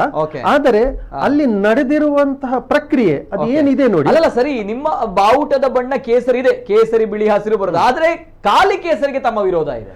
ನೋಡಿ, ನಾನು ಅದೇ ಹೇಳುವಂತ ಕಾಲಿ ಕೇಸರಿ ಲೆಟ್ ಮಿ ಫಿನಿಶ್. ನೋಡಿ, ನಮ್ಮ ಅಧ್ಯಕ್ಷರು ಏನು ಕಳಿಸಿದ್ದಾರೆ ನೋಡಿ, ಅವರು ಕೂಡ ಕಾನೂನಿನ ಒಂದು ತಜ್ಞರೇ, ಲಾ ಎಲ್ಲ ತಿಳಿದವರು. ಬಹುಶಃ ಅವರು ಅದನ್ನು ಮುಂದೆ ಹಾಕಿದ್ದಾರೆ ಅಂತ ಹೇಳಿದ್ರೆ ಅದರಲ್ಲಿ ಏನೋ ಇರಬಹುದು. ಮೇ ಬಿ DC ಅವರು ಅವರ ಒಂದು ಎಂತ ಹೇಳ್ತಾರೆ ಒಂದು ಪರಿಮಿತಿಗೆ ಬರುವಂತಹ ಒಂದು ಕಾರ್ಯದಲ್ಲಿ ಎಲ್ಲೋ ಒಂದು ತಪ್ಪಿದ್ದು ಇರಬಹುದು. ಮೇ ಬಿ DC ರೈಟ್ ಇರಬಹುದು ಅಥವಾ ನಮ್ಮವರು ರಾಂಗ್ ಇದ್ದಿರ್ಬೋದು. I am not coming to the conclusion right now. ಈ ಮ್ಯಾಟರ್ ಇವಾಗ CM ಗೆ ಬರೆದಿದ್ದಾರೆ. ಅದನ್ನು ಮುಂದೆ ಹಿಡ್ಕೊಂಡು ಹೋಗುವಂತಹದ್ದು ನಮ್ಮ ಅದಕ್ಕೆ ಸಂಬಂಧಪಟ್ಟ ಅಧಿಕಾರಿಗಳು ಯಾರಿದ್ದಾರೆ ಅವರಿಗೆ ಬಿಟ್ಟಿರುವಂತಹದ್ದು. ಒಟ್ಟಾರೆಯಾಗಿ ಅಲ್ಲಿ ತಪ್ಪು ಸರಿ ನಡೆದಿದೆ ಅಂತ ಹೇಳುವಂಥದ್ದು ಇನ್ನೂ ಕೂಡ ಅದರಲ್ಲಿ ನಿರ್ಣಯ ಆಗ್ಲಿಲ್ಲ. ಕನ್ಫ್ಯೂಷನ್ ಇರುವಂತದ್ದು ಎಲ್ಲಿ ಅಂತ ಹೇಳಿದರೆ ನೋಡಿ, ಈಗ ಒಂದು ಆಂಗಲ್ ಅಲ್ಲಿ ನಾವೀಗ ಕೇಸರಿ ಧ್ವಜ ಅಂತ ನಾವು ಅಲ್ಲಿ ಬರ್ತಿರುವಂತದ್ದು, ಭಗವದ್ ಧ್ವಜ ಅಂತ ಹೇಳ್ತಿದ್ದಾರೆ ಕೆಲವರು, ಧರ್ಮ ಧ್ವಜ ಅಂತ ಹೇಳ್ತಿದ್ದಾರೆ. ಈ ಕೇಸರಿ ಬಣ್ಣವನ್ನು ಇವಾಗ ಏನಾಗಿದೆ ಅಂತ ಹೇಳಿದ್ರೆ ಈ ಒಂದು ಪಕ್ಷದವರು ಇದನ್ನೊಂದು ಆಲ್ರೆಡಿ ಈಗ ಮಿಸ್ಯೂಸ್ ಮಾಡಿ ಬಿಟ್ಟಿದ್ದಾರೆ. ಯಾಕಂತ ಹೇಳಿದ್ರೆ ಈ ಕೇಸರಿ ಬಣ್ಣದ ಉಲ್ಲೇಖ ಈ ಪುರಾಣಗಳಲ್ಲಿಯೂ ಕೂಡ ಇದೆ. ಓಕೆ, ಈಗ ಏನಾಗಿದೆ ಅಂತ ಹೇಳಿದ್ರೆ ಆ ಕೇಸರಿ ಬಣ್ಣವನ್ನು ಒಂದು ಸರ್ಟನ್ ಪಕ್ಷದವರು ಹೈಜಾಕ್ ಮಾಡಿ ಒಂದು ಸರ್ಟನ್ ಕಮ್ಯುನಿಟಿ ಅವರನ್ನು ನಾವು ಇದರ ಉತ್ತರಾಧಿಕಾರಿಗಳು, ನಾವು ನಿಮ್ಮನ್ನು ರಕ್ಷಣೆ ಮಾಡ್ತೇವೆ, ನಾವು ನಿಮ್ಮನ್ನು ನೋಡ್ಕೊಳ್ತೇವೆ ಅಂತ ಹೇಳುವಂತಹ ಒಂದು ಅಂಶದಲ್ಲಿ ಜನರ ಒಟ್ಟಿಗೆ ಆ ಕೇಸರಿ ಬಣ್ಣವನ್ನು ಕೂಡ ಅವರು ಹೈಜಾಕ್ ಮಾಡಿ ಅವರೇ ಸುಪ್ರೀಂ, ನಾವೇ ನಿಮ್ಗೆ ಎಂತ ಹೇಳ್ತಾರೆ ವಾರಿಸುದಾರರು, ನಾವೇ ನಿಮ್ಮನ್ನೆಲ್ಲ ನೋಡ್ಕೊಳ್ಳುವವರು ಅಂತ ಹೇಳುವಂತ ರೀತಿಯಲ್ಲಿ ಒಂದು ನಡೆದುಕೊಂಡು ಹೋಗಿದೆ. ಸೊ ಹಾಗಿರುವಾಗ ಲೆಟ್ ಮಿ ಈಗ ಒಂದು ಕ್ಲಾರಿಟಿ ಬೇಕು. ಏನಂತ ಹೇಳಿದ್ರೆ ಅಲ್ಲ ಅದು ಗೊತ್ತಾಗ್ತದೆ ಹೈಜಾಕ್ ಯಾರು ಮಾಡಿದ್ದಾರೆ ಅಂತ ಹೇಳಿ ಗೊತ್ತಾಗುತ್ತೆ. ಈಗ ಅಲ್ಲ ಸರ್, ನಾನು ಫಿನಿಶ್ ಮಾಡ್ತೀನಿ ಸರ್. ಸೊ ಹಾಗಿರುವಾಗ ಇವಾಗ ಇರುವಂತದ್ದು ವಿಷಯ ಅಂತ ಹೇಳಿದ್ರೆ ಈಗ ಬೇರೆ ಬೇರೆ ಕಡೆಗಳಲ್ಲಿ ಈಗ ಬೇರೆ ಬೇರೆ ಒಂದು ನಮ್ಮ ಗೋಕರ್ಣದ ಕ್ಷೇತ್ರದಲ್ಲಿ ಆಗಿದ್ದಿರ್ಬೋದು, ಅಲ್ಲಿ ಹೆಚ್ಚಾಗಿ ಒಂದು ಹಳದಿ ಬಣ್ಣದ ಫ್ಲಾಗ್ಗಳನ್ನು ಉಪಯೋಗಿಸ್ತಾರೆ. ಅಥವಾ ಬೇರೆ ಬೇರೆ ಕ್ಷೇತ್ರಗಳಲ್ಲಿ ಅದರ ಒಂದು ಏನ್ ಹೇಳ್ತಾರೆ ಒಂದು ಕಾರ್ಯಕ್ರಮಗಳನ್ನು ಪ್ರಾರಂಭಿಸುವಾಗ ಆ ಕ್ಷೇತ್ರದ ಫ್ಲಾಗ್ಗಳನ್ನು ಉಪಯೋಗಿಸಿಕೊಂಡು ಮಾಡುವಂಥದ್ದು. ಬಟ್ ಹಾಗಾದ್ರೆ ಉಡುಪಿಯಲ್ಲಿ ಯಾವ ಫ್ಲಾಗ್ ಕಲರ್ ಅನ್ನ ಬಳಸಬಹುದಿತ್ತು ಅಂತ ತಾವು ಅಲ್ಲ ನನ್ಗೆ ಗೊತ್ತಿಲ್ಲ. ಅದು ನಾನು not here to give any judgement. Correct ಅಲ್ಲ, ಇದೇ ಪ್ರಶ್ನೆ ಇಲ್ಲ ನೋಡಿ, ನಾನು ಫಸ್ಟ್ ಆಫ್ ಆಲ್ ನಾನು ಹೇಳ್ತೇನೆ ನೋಡಿ, ಕೇಸರಿಗೆ ನಮ್ಮ ವಿರೋಧ ಅಲ್ಲ, ಅದು ವೆರಿ ಕ್ಲಿಯರ್ ಮಾಡ್ತೇನೆ. ಓಕೆ, ನಾನು ಕೂಡ ಹಿಂದುವೆ, ನನಗೂ ಕೂಡ ಕೇಸರಿ ಮೇಲೆ ಅಭಿಮಾನ ಇದೆ. ನಮ್ಗೆ ಅದರಲ್ಲೇನು ಎರಡನೇ ಚಕಾರ ಇಲ್ಲ. ಅದರಲ್ಲಿ ಅಲ್ಲಿ ಯಾವ್ದು ಯೂಸ್ ಮಾಡಬೇಕು ಅಲ್ಲಿ ಇರುವಂತಹ ಕೇಸರಿಯ ಮೇಲೆ ಬರೆದಿರುವಂತಹ ಓಂ ಅನ್ನುವಂತಹ ಧ್ವಜದ ಏನು ಬರಹದ ಅದೇ ಈಗ ಪ್ರಾಬ್ಲಮ್ ಆಗಿರುವಂತದ್ದು. ನಮ್ಮ ಪರ್ಟಿಕ್ಯುಲರ್ ವಿರೋಧ ಏನು ಅನ್ನೋಂಥದ್ದು ನೋಡಿ, ನಾನು ವಿರೋಧ ಅದಕ್ಕೆಲ್ಲ ನಾನು ಹೇಳುವಂತದ್ದು. ನಮ್ಮಲ್ಲಿ ಇವಾಗ ಅದರಲ್ಲಿ ಓಂ ಇತ್ತ, ತ್ರಿಶೂಲ ಇತ್ತ, ಅದು ನಮ್ಗೆ ಗೊತ್ತಿಲ್ಲ. ಓಂಕಾರ ಅಂತ ಇರುವಂತದ್ದು ನಾನು ನೋಡಿದೆ. ಅದನ್ನೀಗ ಕೆಲವು ಮಂದಿ ಅದು RSS ನ ಧ್ವಜ ಅಂತ ಹೇಳ್ತಾರೆ. ಸೊ ನಮ್ಗೆ ಇವಾಗ ಅದು ಕ್ಲಾರಿಟಿ ಬೇಕು. Let it be crystal clear. ಒಂದು ವೇಳೆ ಈ ಧ್ವಜ ಹಿಂದೂ ಸಮಾಜದ ಧ್ವಜ ಅಂತ ಹೇಳಿ ಆದ್ರೆ RSS ನವರು ಅದನ್ನು ಇನ್ನು ಮುಂದೆಗೆ ಯೂಸ್ ಮಾಡಬಾರ್ದು. ಅದು ನಮ್ಮ ಸಮಾಜಕ್ಕೆ ಇರಲಿ, ನಾವು ಕೂಡ ಯೂಸ್ ಮಾಡ್ತೇವೆ, ತೊಂದರೆ ಇಲ್ಲ. ಓಂಕಾರ ಇದೆ ಆ ಒಂದು ಧ್ವಜದಲ್ಲಿ. ಜಸ್ಟ್ ಅದೇ ಸರ್ ಹೇಳಿದಲ್ಲ, ಓಂಕಾರ ಇದೆ ಸರ್, ಕೇಸರಿ ಧ್ವಜ ಜೊತೆಗೆ ಓಂಕಾರ ಇದೆ. ಕರೆಕ್ಟ್ ಸರ್, ನಾನು ಅದೇ ಹೇಳಿರುವಂತದ್ದು. ತ್ರಿಶೂಲಗಳು ಇವಾಗ ನಮ್ಮ ಅಲ್ಲ, ತ್ರಿಶೂಲಗಳಿದ್ರೆ ಒಂದ್ ಕಡೆ ಸೀನ್ ಆಗ್ಬೋದು. ಅಲ್ಲ ನನ್ಗೆ ಗೊತ್ತಿಲ್ಲ whether it could be also bean ಅನ್ ಅವರ ಒಂದು ಏನ್ ಹೇಳ್ತಾರೆ ಒಂದು ಕಾರ್ಯಕ್ಷಮತೆಯಲ್ಲಿ ಇದಾಗಿದ್ದಿರ್ಬೋದು, ಲೋಪ ಬಂದಿದ್ದಿರ್ಬೋದು ಅವರದ್ದು. ಈಗ ನಮ್ಮ IT ಸೆಲ್ನವರು ಇದನ್ನು ಬರ್ದಿದ್ದಾರೆ ಅಂತ ಹೇಳಿದ್ರೆ ಸುಖ ಸುಮ್ಮನೆ ಏನು ಬರ್ದಿರ್ಲಿಕ್ಕಿಲ್ಲ. ಸೊ ಆಗಿರುವಾಗ let us wait for the reaction, ಆ ಕಡೆಯಿಂದ ಬರ್ಲಿ. ಮತ್ತೆ ಇನ್ನೊಂದು ವಿಷಯ ಹೇಳ್ತೀನಿ ಸರ್, ಇದು ಕ್ಲಾರಿಟಿ ಕೊಡೋದಿಲ್ಲ. ಯಾಕಂತಂದ್ರೆ ಅವರಿಗೆ ಕೇಸರಿ ಧ್ವಜ ಅನ್ನೋದೇ ಕಾಂಗ್ರೆಸ್ಗೆ ಒಂದು ರೀತಿಯಲ್ಲಿ ಅಲರ್ಜಿ. ಇಲ್ಲ ನಾನು ಹೇಳ್ತೀನಿ, ನಾನು ಅದಕ್ಕೆ ಅದೇ ಪಾಯಿಂಟ್ ಬರ್ತೀನಿ. ನಾನು ಯಾಕಂತಂದ್ರೆ ಅವರ ಪಕ್ಷದ ಮುಖಂಡರು, ಪಕ್ಷದ ನಾಯಕರು ಕೊಟ್ಟಿರ್ತಂತ ನಮಗೆ ಅದು ಒಂದು ನೋವಿದೆ. ನೋಡಿ, ಕೇಸರಿ ಬಣ್ಣದ ಹೇಳಿದ್ರಿ, ಕೇಸರಿ ಧ್ವಜವನ್ನು ಮಾಡುವಂತದ್ದು, ಕೇಸರಿ ಧ್ವಜವನ್ನು ಹೈಜಾಕ್ ಮಾಡಿ ಅದನ್ನು ಮಿಸ್ಯೂಸ್ ಮಾಡಿದರ ಬಗ್ಗೆ ನಮಗೂ ನೋವಿಲ್ಲ. ಖಂಡಿತ ಯಾಕಂತ ಹೇಳಿದ್ರೆ ಇಲ್ಲಿ ಮಿಸ್ಯೂಸ್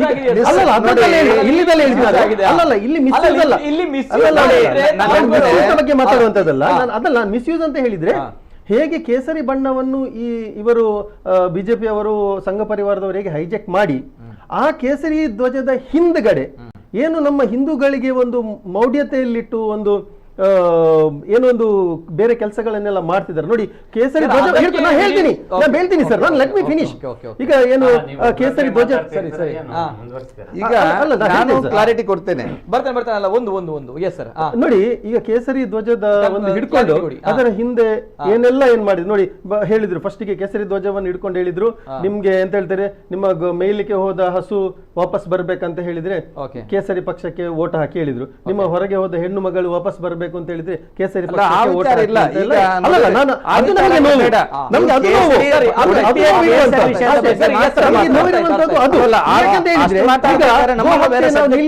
ಹೇಳಿದ್ರು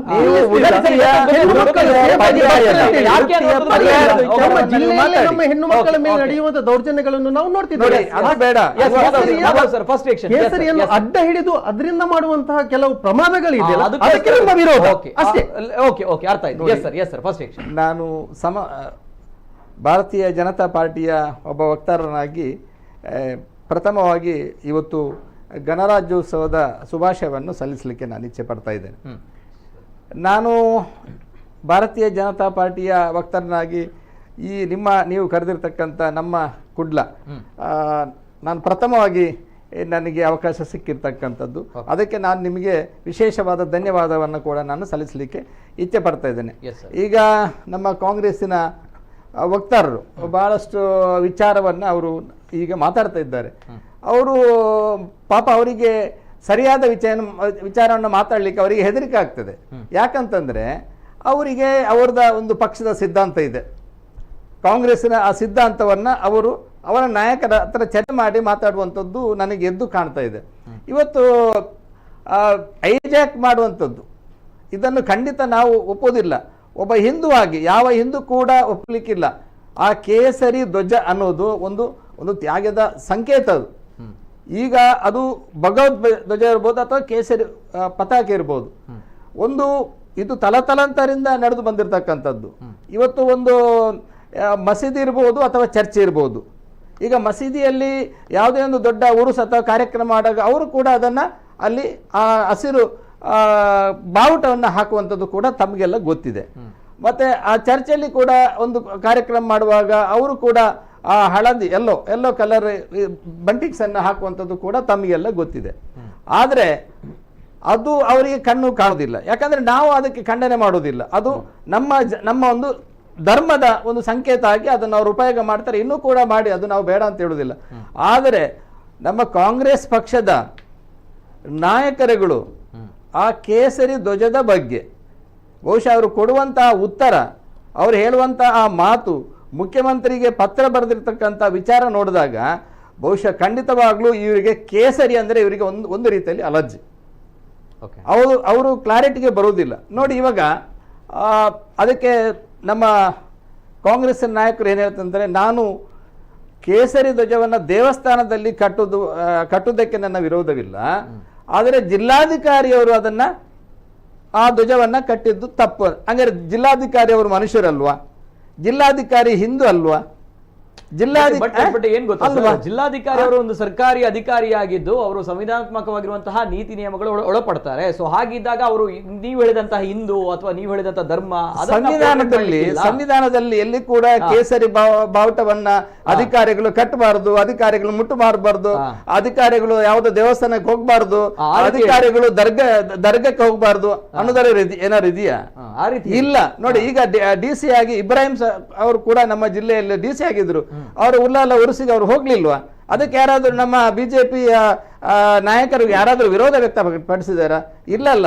ಅದು ಉಡುಪಿ ಅಂತಂದ್ರೆ, ನೋಡಿ, ಉಡುಪಿ ಅಂತಂದ್ರೆ ಬರೀ ನಮ್ಮ ಉಡುಪಿ ಮಾತ್ರ ನೋಡುವುದಲ್ಲ, ಇಡೀ ದೇಶನೇ ನೋಡುವಂತ ಒಂದು ದೊಡ್ಡ ಕಾರ್ಯಕ್ರಮಕ್ಕೆ ಇಂಥ ಒಂದು ಕೀಳು ಮಟ್ಟದ ಕೇಸರಿ ಬಾವುಟವನ್ನ, ಕೇಸರಿ ಧ್ವಜವನ್ನ ಹಾಕಬಾರದು. ಅವರು ಹಾಕಿದ್ದು ತಪ್ಪು, ಅಧಿಕಾರಿಗಳು ಹಾಕಿದ್ದು ತಪ್ಪು. ಈ ರಾಜ್ಯದಲ್ಲಿ, ಈ ದೇಶದಲ್ಲಿ ಬಹಳಷ್ಟು ಅಧಿಕಾರಿಗಳಿದ್ದಾರೆ. ಹಾಗಂತ ಅವರು ಕೇಸರಿ ಧ್ವಜ ಮುಟ್ಲಿಕ್ಕಿಲ್ವಾ?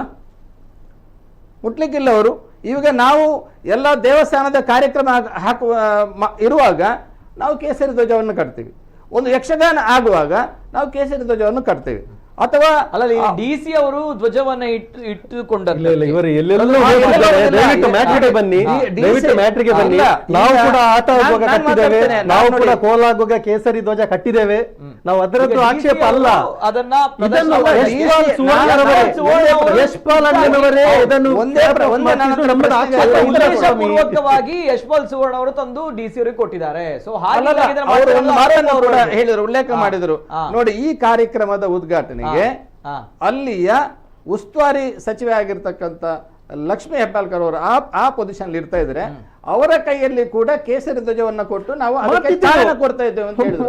ಹಾಗಾದ್ರೆ ಅಧಿಕಾರಿಗಳಿಗೆ ಅಷ್ಟು ತಾರತಮ್ಯ ಯಾಕೆ?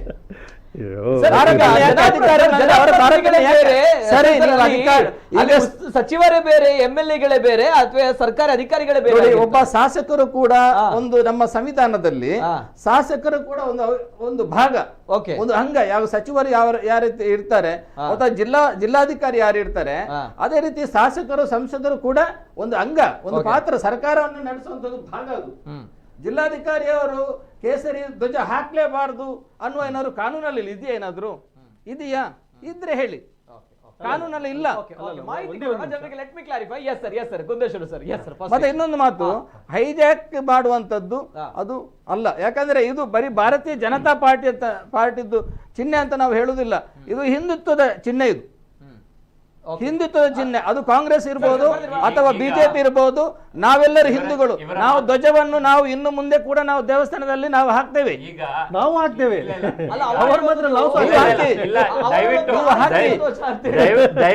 ದಯವಿಟ್ಟು ಈ ಎರಡೂ ಧ್ವಜ ಬಿಜೆಪಿ ಅಲ್ಲ, ಕಾಂಗ್ರೆಸ್ ಅಲ್ಲ. ಹೌದು, ಬಿಜೆಪಿ ಧ್ವಜ ಯಾವುದು? ನೀವು ಹೇಳಿದ ಬಿಜೆಪಿ ಧ್ವಜ ಅಲ್ಲ, ಕೇಸರಿ ಪಕ್ಷದ್ದಲ್ಲ ಅದು ಧ್ವಜ. ಬಿಜೆಪಿ ಧ್ವಜ ಬೇರೆ ಇದೆಯಲ್ಲ, ಹಸಿರು ಬರ್ತದೆ. ಹೌದು ಹೌದು, ಧ್ವಜ ಅಲ್ಲ. ಸುಮ್ಮನೆ ಯಾಕೆ ನಾವು ಮಾತಾಡೋದು? ನೋಡಿ, ನಮ್ಮ ಧರ್ಮದ ಧ್ವಜ, ನಮ್ಮ ಹಿಂದುತ್ವದ ಧ್ವಜ, ಅದು ಪಕ್ಷದ ಧ್ವಜ ಅಲ್ಲ. ಸ್ಪಷ್ಟಪಡಿಸ್ತೇನೆ, ಇದು ಪಕ್ಷದ ಧ್ವಜ ಅಲ್ಲ. ಈ ಧ್ವಜ, ಈ ಕೇಸರಿ ಬಣ್ಣ, ಈ ಬಾವುಟ ದೇವಸ್ಥಾನಗಳಲ್ಲಿ ಬರುವಂತದ್ದು, ಇದಕ್ಕೆ ಒಂದು ಪುರಾತನ ಹಿನ್ನೆಲೆ ಇದೆ. ಖಂಡಿತ ಖಂಡಿತ. ಆರಂಭದಿಂದ ಇದು ಬರ್ತೇನೆ. ಇದರಲ್ಲಿ ತುಂಬಾ ವಿಷಯ ಗೊಜಲಾಗಿದೆ. ಒಂದು ಕೇಸರಿ ಅಂತ ಬರ್ತದೆ, ಇನ್ನೊಂದು ಓಂಕಾರ ಬರ್ತದೆ, ಬಾವುಟ ಬರ್ತದೆ, ಹನುಮಂತ ಇಷ್ಟು ಹೇಳಲಿಕ್ಕೆ. ಹಿಂದೆ ಹೇಗಿತ್ತು ಹಾಗಾದ್ರೆ? ಹಿಂದೆ ಕೇಸರಿ ಅಂತ ಬಣ್ಣವನ್ನು ಯಾಕೆ ನಾವು ಬಳಸ್ತಾ ಇದ್ವಿ? ಹಿಂದುತ್ವ ಅಥವಾ ಆವಾಗ ಬೇರೆ ಯಾವುದೇ ಧರ್ಮ ಇಲ್ಲಿ ಇರಲಿಲ್ಲ. ಸಾವಿರಾರು ವರ್ಷ ಋಷಿ ಮುನಿಗಳಿರುವಂತಹ ಸಂದರ್ಭದಲ್ಲಿ ಯಾವುದು ಆಗ ಈ ಭೂಮಿಯ ಏನಿತ್ತು, ಪ್ರಕೃತಿಯ ಧರ್ಮಗಳಿದ್ದವು, ಯಾರೋ ಹುಟ್ಟು ಹಾಕಿದ ಧರ್ಮಗಳಿರಲಿಲ್ಲ. ಆವಾಗ ಕೇಸರಿ ಬಣ್ಣವನ್ನ ಋಷಿ ಮುನಿಗಳು ಹಾಕ್ತಾ ಇದ್ರು. ಆವಾಗ ಕೇಸರಿ ಬಣ್ಣವನ್ನು ಅವ್ರು ಬಳಸ್ತಾ ಇದ್ರು. ಅಂದ್ರೆ ಯಾಗ, ಯಜ್ಞ, ಹೋಮಗಳಲ್ಲಿ ಬಳಸ್ತಾ ಇದ್ರು. ಕೇಸರಿ ಬಣ್ಣವನ್ನು ಯಾಕೆ ಬಳಸ್ತಾ ಇದ್ರು? ಅವರು ಅಗ್ನಿಯ ಬಣ್ಣ ಕೇಸರಿ ಇದೆ, ಅಗ್ನಿ ಹೇಳಿದ್ರೆ ಅದು ಆ ರೀತಿಯಾದ ಒಂದು ಗೌರವ, ಮತ್ತೆ ಅದಕ್ಕೆ ತ್ಯಾಗದ ಒಂದು ವಿಷಯವನ್ನ ಅವರು, ಯಾಕಂದ್ರೆ ಸನ್ಯಾಸಿಗಳು ಹೆಚ್ಚಾಗಿ ಬಳಸೋದ್ರಿಂದ ಎಲ್ಲ ಬಿಟ್ಟು ತ್ಯಾಗಕ್ಕಾಗಿ ಆ ಕೇಸರಿ ಬಣ್ಣ ಇದಾಯ್ತು, ಏನು ಪ್ರಸಿದ್ಧಿಗೆ ಬಂತು. ಆಯ್ತಪ್ಪ, ಕೇಸರಿ ಬಣ್ಣಕ್ಕಾಗಿ ಒಂದು ಯಾವುದು ಹಿನ್ನೆಲೆ, ಅದು ಆಧ್ಯಾತ್ಮಿಕ ಅಥವಾ ಪುರಾತನ ಶಾಸ್ತ್ರೀಯ ಹಿನ್ನೆಲೆ ಮತ್ತೆ ಜನಪದೀಯ ಹಿನ್ನೆಲೆ ಬಹಳ ಕೇಸರಿ ಬಣ್ಣಕ್ಕಿದೆ. ವೈಜ್ಞಾನಿಕ ಹಿನ್ನೆಲೆ, ವಿಜ್ಞಾನದಲ್ಲಿ ಏನು ಹೇಳ್ತದೆ ಹೇಳಿದ್ರೆ, ಕೇಸರಿ ಬಣ್ಣ ದೂರದಿಂದಲೂ ಕಾಣ್ತದೆ. ಈ ದೇವಸ್ಥಾನಗಳಲ್ಲಿ ಅಥವಾ ಎಲ್ಲೋ ದೊಡ್ಡ ದೊಡ್ಡ ಕಟ್ಟಡಗಳಲ್ಲಿ, ಅಂದರೆ ಹಿಂದಿನ ಕಟ್ಟಡಗಳಲ್ಲೂ ಕೂಡ, ಅಥವಾ ಒಂದು ಪ್ರಾಂತ್ಯ ಊರುಗಳಲ್ಲಿ ಕೇಸರಿ ಧ್ವಜವನ್ನು ಹಾಕಿದ್ರೆ ದೂರದಿಂದ ಅದು ಗೊತ್ತಾಗ್ತದೆ, ಇಲ್ಲಿ ಬರಬೇಡಿ. ಈಗ ಸಿಂಹಗಳಿಗೆ, ಹುಲಿಗಳಿಗೂ ಒಂದೊಂದು ಬೌಂಡ್ರಿಗಳಿದ್ದಾಗೆ ಇದು ದೂರದಿಂದಲೇ ಕಾಣ್ತದೆ, ಅದು ಯಾವುದೋ ಒಂದು ಸಂಸ್ಥಾನ. ಅದಕ್ಕೋಸ್ಕರ ಕೇಸರಿ ಅದು ದೂರದಿಂದಲೇ ಕಾಣ್ತದೆ ಎನ್ನುವಂಥ ಅದೊಂದು ವಿಷನ್, ಅದಕ್ಕೆ ಏನು ವೈಜ್ಞಾನಿಕವಾದ ಕಾರಣ ಇದೆ. ಕೆಂಪು ಕಾಣ್ತದೆ, ಅದು ಕೆಂಪು, ಅದು ನೋಡುವಾಗ ಅಷ್ಟು ಸ್ವಲ್ಪ ಅಲ್ಲ, ಕ್ರೂರ ಅಂತಲ್ಲ, ಅದೊಂದು ಪುರಾತನವಾಗಿ ಇದು ಕೇಸರಿ ಬಣ್ಣವನ್ನ ಒಂದು ಒಪ್ಪಿಕೊಳ್ಳುವ ಬಣ್ಣ, ಅದು ಚಂದದ ಎಲ್ಲವೂ ಇದೆ ಎನ್ನುವ ಕಾರಣಕ್ಕಾಗಿ ಅದನ್ನ ಹಿಂದ್ಗಡೆಯಿಂದ ಒಪ್ಪಿಕ. ಇವತ್ತು ಮೈಸೂರಲ್ಲಿ ಕೂಡ ನಾನು ಅದನ್ನು ಪೂರ್ತಿಗೊಳಿಸ್ತೇನೆ. ಈಗ ಕೇಸರಿ ಬಣ್ಣ ಆಯ್ತು, ಕೇಸರಿ ಬಾವುಟ ಆಯ್ತು. ಇನ್ನು ಅದರಲ್ಲಿರುವಂತಹ ಏನು ಚಿಹ್ನೆಗಳ ಬಗ್ಗೆ, ಹೇಗೆ ಹಿಂದೂ ಧರ್ಮಕ್ಕೆ ಕೇಸರಿ ಬಾವುಟ ಬಹಳ ವರ್ಷಗಳಿಂದ ಬಳಸ್ತಾ ಇದ್ದಾರೆ ಕೇಳಿದ್ರೆ, ಇಲ್ಲ, ಕೇಸರಿ ಬಣ್ಣವನ್ನು ಬಳಸ್ತಾ ಇದ್ರು. ಕೇಸರಿ ಬಾವುಟಗಳು ಬಂದಿದ್ವು, ಕೇಸರಿ ಹಳದಿ ಮಿಶ್ರಿತ ಒಂದು ಬಾವುಟಗಳಿದ್ವು. ಈಗ ಎಲ್ಲ ದೇವಸ್ಥಾನಗಳಿಗೆ ಹೋದ್ರೂ ಕೂಡ ಕೇಸರಿ ಮಿಶ್ರಿತ, ಹಳದಿ ಮಿಶ್ರಿತ ಅಂದ್ರೆ ಆ ಬಾವುಟಗಳು ಇರ್ತದೆ. ಅದರಲ್ಲಿ ಯಾವ್ದಿರ್ತದೆ? ಈಶ್ವರ ದೇವಸ್ಥಾನಗಳಲ್ಲಿ ಆದರೆ ನಂದಿ ಧ್ವಜ, ವಿಷ್ಣು ದೇವಸ್ಥಾನಗಳಾದ್ರೆ ಗರುಡ ಧ್ವಜ, ಅದನ್ನು ಕೊಡಿಯೇರುವಾಗ ನೀವು ಹಾರಿಸ್ತೀವಿ. ಬಹಳ ಸಮಯದಿಂದಲೂ ಆ ಬಣ್ಣದ ಧ್ವಜಗಳು ಇದೆಲ್ಲ ಈಗಲೂ ಅದನ್ನ ನಡೆಸ್ತಾರೆ. ಅದು ದೇವಸ್ಥಾನಗಳ ಉತ್ಸವಗಳಲ್ಲಿ ಸಂದರ್ಭದಲ್ಲಿ ಅದನ್ನ ಬಳಸ್ತಾರೆ. ಅದು ಸ್ಪಷ್ಟತೆ ಇರಬೇಕು. ಅದಾದ್ಮೇಲೆ ಹಾಗಾದ್ರೆ ದೇವಸ್ಥಾನಗಳಲ್ಲಿ ಕೇಸರಿ ಧ್ವಜ ಬಳಸುವುದಿಲ್ಲ, ಇದು ಕೇಸರಿ ಅಂದ್ರೆ ಓಂಕಾರದ ಕೇಸರಿಗಳಲ್ಲಿ ಬಳಸೋದು ಇಲ್ಲ. ಓಂಕಾರದ ಚಿಹ್ನೆಗಳನ್ನು, ಸ್ವಸ್ತಿಕ ಚಿಹ್ನೆಗಳನ್ನು ಬಳಸ್ತಾ ಇದ್ರು. ಆರಂಭದಲ್ಲಿ ದೇವಸ್ಥಾನದ ಕಲಾ ಕೆತ್ತನಗಳಲ್ಲಿ ಶಾಸ್ತ್ರೀಯವಾಗಿ ಅಂದ್ರೆ ಗೋಡೆಗಳಲ್ಲಿ ಅಥವಾ ಶಿಲಾಶಾಸನಗಳಲ್ಲಿ ದೇವಸ್ಥಾನಗಳ ಅಂದ್ರೆ ದೇವಸ್ಥಾನ ಎನ್ನುವಂತ ಒಂದು ಅಸ್ಮಿತೆಯನ್ನು ತೋರಿಸುವಂತ ಒಂದು ಓಂಕಾರ ಸ್ವಸ್ತಿಕ ಚಿಹ್ನೆಗಳನ್ನು ಬಳಸ್ತಾ ಇದ್ರು. ಇವನ್ ಹೋಮಗಳಲ್ಲಿ ನಾವು ಕೂಡ ಶ್ರೀ ಓಂ ಸ್ವಸ್ತಿಕ ಚಿಹ್ನೆಗಳನ್ನೆಲ್ಲ ಬಳಸ್ತೇವೆ. ತುಳು ಲಿಪಿಯಲ್ಲೂ ಕೂಡ ಬಳಸ್ತೇವೆ. ಅದು ನಮ್ಮ ಧರ್ಮದ ಅಸ್ಮಿತೆ ಅದನ್ನು ತೋರಿಸ್ತದೆ. ಆಯ್ತು, ಅದಾದ ಮೇಲೆ ಗರುಡ ಆಯಾಯ ದೇವರನ್ನ ಸ್ತುತಿಸುವುದರಿಂದ ಆಯಾ ನಂದಿ ವಾಹನಗಳ ಧ್ವಜಗಳನ್ನು ಬಳಸ್ತಾರೆ ಪ್ರತಿಯೊಂದು ದೇವರುಗಳನ್ನ. ಆಯ್ತು, ಕಾಲಕ್ರಮೇಣ ಭಗವದ್ಗೀತೆಯಲ್ಲಿ ಕೂಡ ಅದೇ ಶ್ರೀಕೃಷ್ಣ ಪರಮಾತ್ಮನ ಅದು ಅರ್ಜುನ ಅಲ್ಲ, ಅದು ನಾನು ಹೇಳ್ತೇನೆ, ಅದು ಅರ್ಜುನ ಬಳಸಿದ್ದು ಹನುಮಧ್ವಜ, ಕಪಿಧ್ವಜ ಅಂತ ಕರೀತಾರೆ. ಅದು ಕೇಸರಿ ಬಣ್ಣದಿತ್ತು. ಅಂದ್ರೆ ಅದು ಅದಕ್ಕೆ ಪುರಾತನ ಇಲ್ಲದೆ ಕ್ರಮೇಣ ಅದಕ್ಕೆ ಒಂದು ಆ್ಯಡ್ ಆನ್ ಆಗ್ತಾ ಬರ್ತದೆ. ಪ್ರತಿ ಒಂದು ಡೆವಲಪ್ಮೆಂಟ್ ಆದಾಗ ಹಿಂದೆ ಏನು ದೇವತೆಗಳ ವಾಹನಗಳನ್ನು ಬಳಸ್ತಾ ಇದ್ರು. ಅದಾದ್ಮೇಲೆ ತ್ರಿಶೂಲ, ಶಂಖ, ಚಕ್ರಗಳನ್ನು ಬಳಸಲಿಕ್ಕೆ ಶುರು ಮಾಡಿದ್ರು. ಅದಾದ್ಮೇಲೆ 200 ವರ್ಷಗಳ ಇತ್ತೀಚೆಗೆ 150-200 ವರ್ಷಗಳ ಅಂದ್ರೆ ದಾಳಿಕೋರರ ಪ್ರಬಲವಾದಾಗ, ಹೊರಗಿನ ದಾಳಿಕೋರರು ಹೆಚ್ಚಾದಾಗ ಈ ಬಾವುಟಗಳನ್ನ ದೇವಸ್ಥಾನಗಳಲ್ಲಿ, ಧಾರ್ಮಿಕ ಇದರಲ್ಲಿ, ಸಂಸ್ಥಾನಗಳಲ್ಲಿ, ರಾಜರ ಸಂಸ್ಥಾನಗಳಲ್ಲಿ, ಮುಖ್ಯವಾಗಿ ವಿಜಯನಗರದ ಸಂಸ್ಥಾನ, ಹಂಪಿಯ ದೇವಸ್ಥಾನಗಳಲ್ಲಿ ಈ ಕೇಸರಿ ಧ್ವಜಗಳನ್ನ ಮತ್ತೆ ಶಿವಾಜಿ ಅವರ ಕಾಲದಲ್ಲಿ ಇದರ ಓಂಕಾರದ ಕೇಸರಿ ಧ್ವಜ, ಭಗವದ್ ಧ್ವಜ ಎನ್ನುವಂತ ಇದು ಮಿಕ್ಸಿಂಗ್ ಆಗಿ ಅದು ಬಹಳ ಪ್ರಸಿದ್ಧಿ ಆಯಿತು. ಅಂದ್ರೆ ಪ್ರತಿಯೊಂದು ದೇವಸ್ಥಾನಗಳಲ್ಲಿ ಆವಾಗ ಅದೊಂಥರ ಪತಾಕೆ, ವಿಜಯ ಪತಾಕೆ, ನಮ್ಮ ಧರ್ಮದ ಪತಾಕೆ, ವಿರೋಧಿಗಳನ್ನ ಸೋಲಿಸ್ತೇವೆ ಎನ್ನುವಂತ ಆತ್ಮಸ್ಥೈರ್ಯಕ್ಕೋಸ್ಕರ ಈ ಪತಾಕೆಗಳನ್ನ ಏನು ಎಲ್ಲ ಕಡೆಯಲ್ಲಿ ಓಂ ಇರುವಂತ ಪತಾಕೆಗಳನ್ನ ಹಾಕ್ತಾ ಬಂದ್ರು. ಅಂದ್ರೆ ರಾಜರು ಬೇರೆ ಬೇರೆ ರಾಜರಿಗೆ ಬೇರೆ ಬೇರೆ ಧ್ವಜಗಳಿದ್ವು. ಆದ್ರೆ ಕೇಸರಿ ಹೆಚ್ಚಾಗಿ ಬಣ್ಣಗಳಿದ್ವು. ಹಳದಿ ಬಣ್ಣಗಳಲ್ಲಿ ಬಳಸ್ತಾರೆ. ತ್ಯಾಗ ವಿಜಯದ ಸಂಕೇತದಿಂದ ಅದನ್ನು ಹೆಚ್ಚಾಗಿ ಅಂದ್ರೆ ನಿಮಗೆ ಪುರಾತನ ಆಧ್ಯಾತ್ಮ ಎಲ್ಲ ಇದರಲ್ಲೂ ಇದಿದೆ. ಇದು 200 ವರ್ಷಗಳಿಂದ ಇದು ದೇವಸ್ಥಾನಗಳಲ್ಲಿ ಕೂಡ ಬಳಸ್ತಾರೆ ಎಲ್ಲ, ಅಂದ್ರೆ ಹೆಚ್ಚಾಗಿ. ಹಾಗಾಗಿ ಅದನ್ನ ದೇವಸ್ಥಾನದ ಉತ್ಸವಾದಿಗಳಲ್ಲಿ ಅಥವಾ ಈ ಕಾರ್ಯಕ್ರಮಗಳಲ್ಲಿ, ಧಾರ್ಮಿಕ ಸಂಬಂಧಿತ ಕಾರ್ಯಕ್ರಮಗಳಲ್ಲಿ ಅದನ್ನ ಬಳಸುವುದು ಅದು ಅತ್ಯಂತ ಸೂಕ್ತವಾದದ್ದು. ಅಂದರೆ ಒಪ್ಪಿಕೊಂಡಿದ್ದಾರೆ. ಈ ಓಂ ಎನ್ನುವಂತಹ ಚಿಹ್ನೆಯನ್ನು ಇಡೀ ವಿಶ್ವವೇ ಒಪ್ಪಿಕೊಂಡಿದೆ. ಯಾಕಂದ್ರೆ ಯೋಗದ ದಿವಸದಲ್ಲಿ ಓಂಕಾರವನ್ನ ಹೇಳುವುದರ ಮೂಲಕ ಎಲ್ಲ ದೇಶ ಅದೊಂದು ಬಹಳ ಈ ಮಣ್ಣಿನ ಪ್ರಾಚೀನವಾದಂತ ಓಂಕಾರ ಶಬ್ದ ಅದು. ಹಾಗಾಗಿ ನಾವು ಅದನ್ನ ಅಬ್ಜೆಕ್ಷನ್ ಮಾಡೋದಿಲ್ಲ. ಈಗ ಎರಡನೇ ಅಬ್ಜೆಕ್ಷನ್ ಅಂತ ಇರುವುದೇನು ಹೇಳಿದ್ರೆ, ಜಿಲ್ಲಾಧಿಕಾರಿಯವರು ಆ ಭಗವದ್ ಧ್ವಜವನ್ನ ಮಾಡುವುದು ಸರಿಯೇ ಅಥವಾ ಓಂಕಾರ ಇರುವ ಸ್ವಸ್ತಿಕ ಚಿಹ್ನೆಯನ್ನು ಆ ತರ ಮಾಡೋದು ಸರಿಯೇ? ಅವರೊಬ್ಬರು ಹಿಂದುವಾಗಿ ಅದನ್ನು ಮಾಡೋದು ಸರಿ. ಮತ್ತೊಂದು ಯಾಕೆ ಗೊಂದಲ ಹೇಳಿದ್ರೆ, ಪೊಲೀಸರು ಇದು ಹಾಕಬಾರ್ದು ಕೈಗೆ ಅಥವಾ ನಾಮ ಹಾಕಬಾರ್ದು ಅಂತ ಕೆಲವು ಸ್ಟೇಷನ್ ಅಲ್ಲಿ ಲಾಸ್ಟ್ ಟೈಮ್ ಒಮ್ಮೆ ಪೂಜೆ ಮಾಡುವಾಗ ಕೇಸರಿ ಶಾಲ್ ಹಾಕಿ ಪೂಜೆ ಕಾಂಗ್ರೆಸ್ ಪಾರ್ಟಿಯವರು ವಿರೋಧ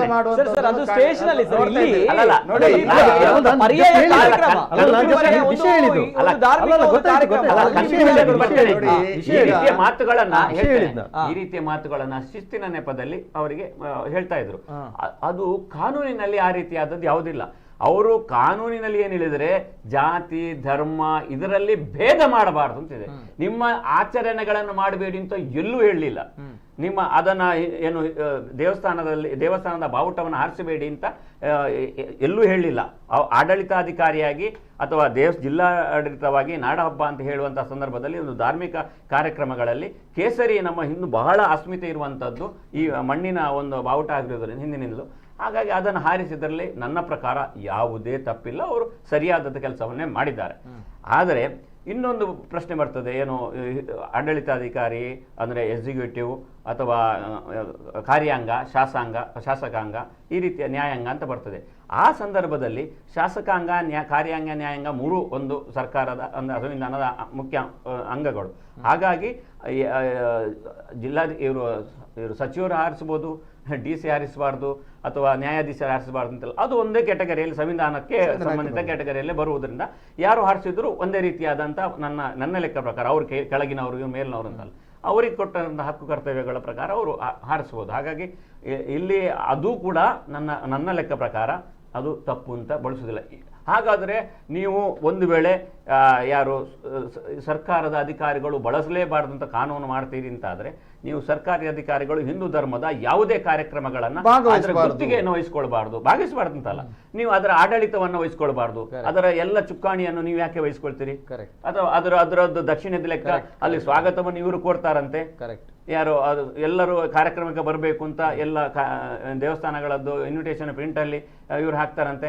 ಇದು ನಮ್ಮ ಈ ಭಾಗದಲ್ಲಿ ತುಂಬಾ ಸರಿ ಈ ವಿಚಾರಗಳು. ಒಬ್ಬ ಜಿಲ್ಲಾಧಿಕಾರಿ ಅನ್ಯಮತೀಯ ಅದರಲ್ಲಿ ಒಂದು ದೇವಸ್ಥಾನದ ಕಾರ್ಯಕ್ರಮಗಳಲ್ಲಿ ಅವರ ಹೆಸರಾಗಿ ಸ್ವಾಗತ ಕೋರುದು ಎಷ್ಟು ಸರಿ ಅನ್ನುವಂಥದ್ದು ತುಂಬ ಸರಿ ಚರ್ಚೆಗೆ ಬಂದಿದೆ. ಮತ್ತು ಅವನು ನಂಬಿಕೆ ಇದ್ದರೆ ಮಾತ್ರ ಅದನ್ನು ದೇವಸ್ಥಾನದ ಮೇಲೆ ನಂಬಿಕೆ ಅಥವಾ ಧಾರ್ಮಿಕ ಕಾರ್ಯಗಳ ನಂಬಿಕೆ ಇದ್ದರೆ ಮಾತ್ರ ಅದನ್ನು ಹಾಕಬೇಕು ಅನ್ನುವಂಥದ್ದು ಕೂಡ ತೀರ್ಪುಗಳು ಕೂಡ ಬಂದಿರೋದ್ರಿಂದ ಇದು ಸಂವಿಧಾನ, ಕೋರ್ಟು, ತೀರ್ಪು ಎಲ್ಲವೂ ಸ್ಪಷ್ಟವಾಗಿ ಏನು ಕೊಟ್ಟಿದೆ ಹೇಳಿದರೆ ಏನು ಅವರವರ ಹಕ್ಕುಗಳನ್ನು ಆಚರಿಸಲಿಕ್ಕೆ ಕೊಟ್ಟಿದೆ. ಇದು ಏನು ತಪ್ಪು ಅಲ್ಲ. ಅವರು ಅತ್ಯಂತ ಸಹಜವಾಗಿ ಒಂದು ಹಬ್ಬದಲ್ಲಿ ಪತಾಕೆಯನ್ನು ಹಾರಿಸಿದ್ದಾರೆ. ನೋಡುವರ ಕಣ್ಣಿನಲ್ಲಿ ತಪ್ಪು ಕಂಡಿರ್ಬೋದು, ಅವರು ತಿಳ್ಕೊಂಡಂಥ ಕಾನೂನಿನಲ್ಲಿ ಬೇರೆ ರೀತಿಯಾದಂಥ ಅರ್ಥೈಸಿಕೊಂಡದ್ರಿಂದ ಅದು ಜಾತಿ ಧರ್ಮವನ್ನು ಪಕ್ಷಪಾತ ಮಾಡಬಾರ್ದು ಅಂತಿರುವುದು, ಆಚರಿಸಬಾರ್ದು ಅಂತ ಎಲ್ಲೂ ಇರುವುದು ಇಲ್ಲ. ಹಾಗಾಗಿ ಅವರು ನೋಡೋ ದೃಷ್ಟಿಯಲ್ಲಿ ಸಮಸ್ಯೆ ಆಗೋದ್ರಿಂದ ಇಷ್ಟೆಲ್ಲ ಸಮಸ್ಯೆಗಳಿಗೆ ಕಾರಣವಾಗಿದೆ.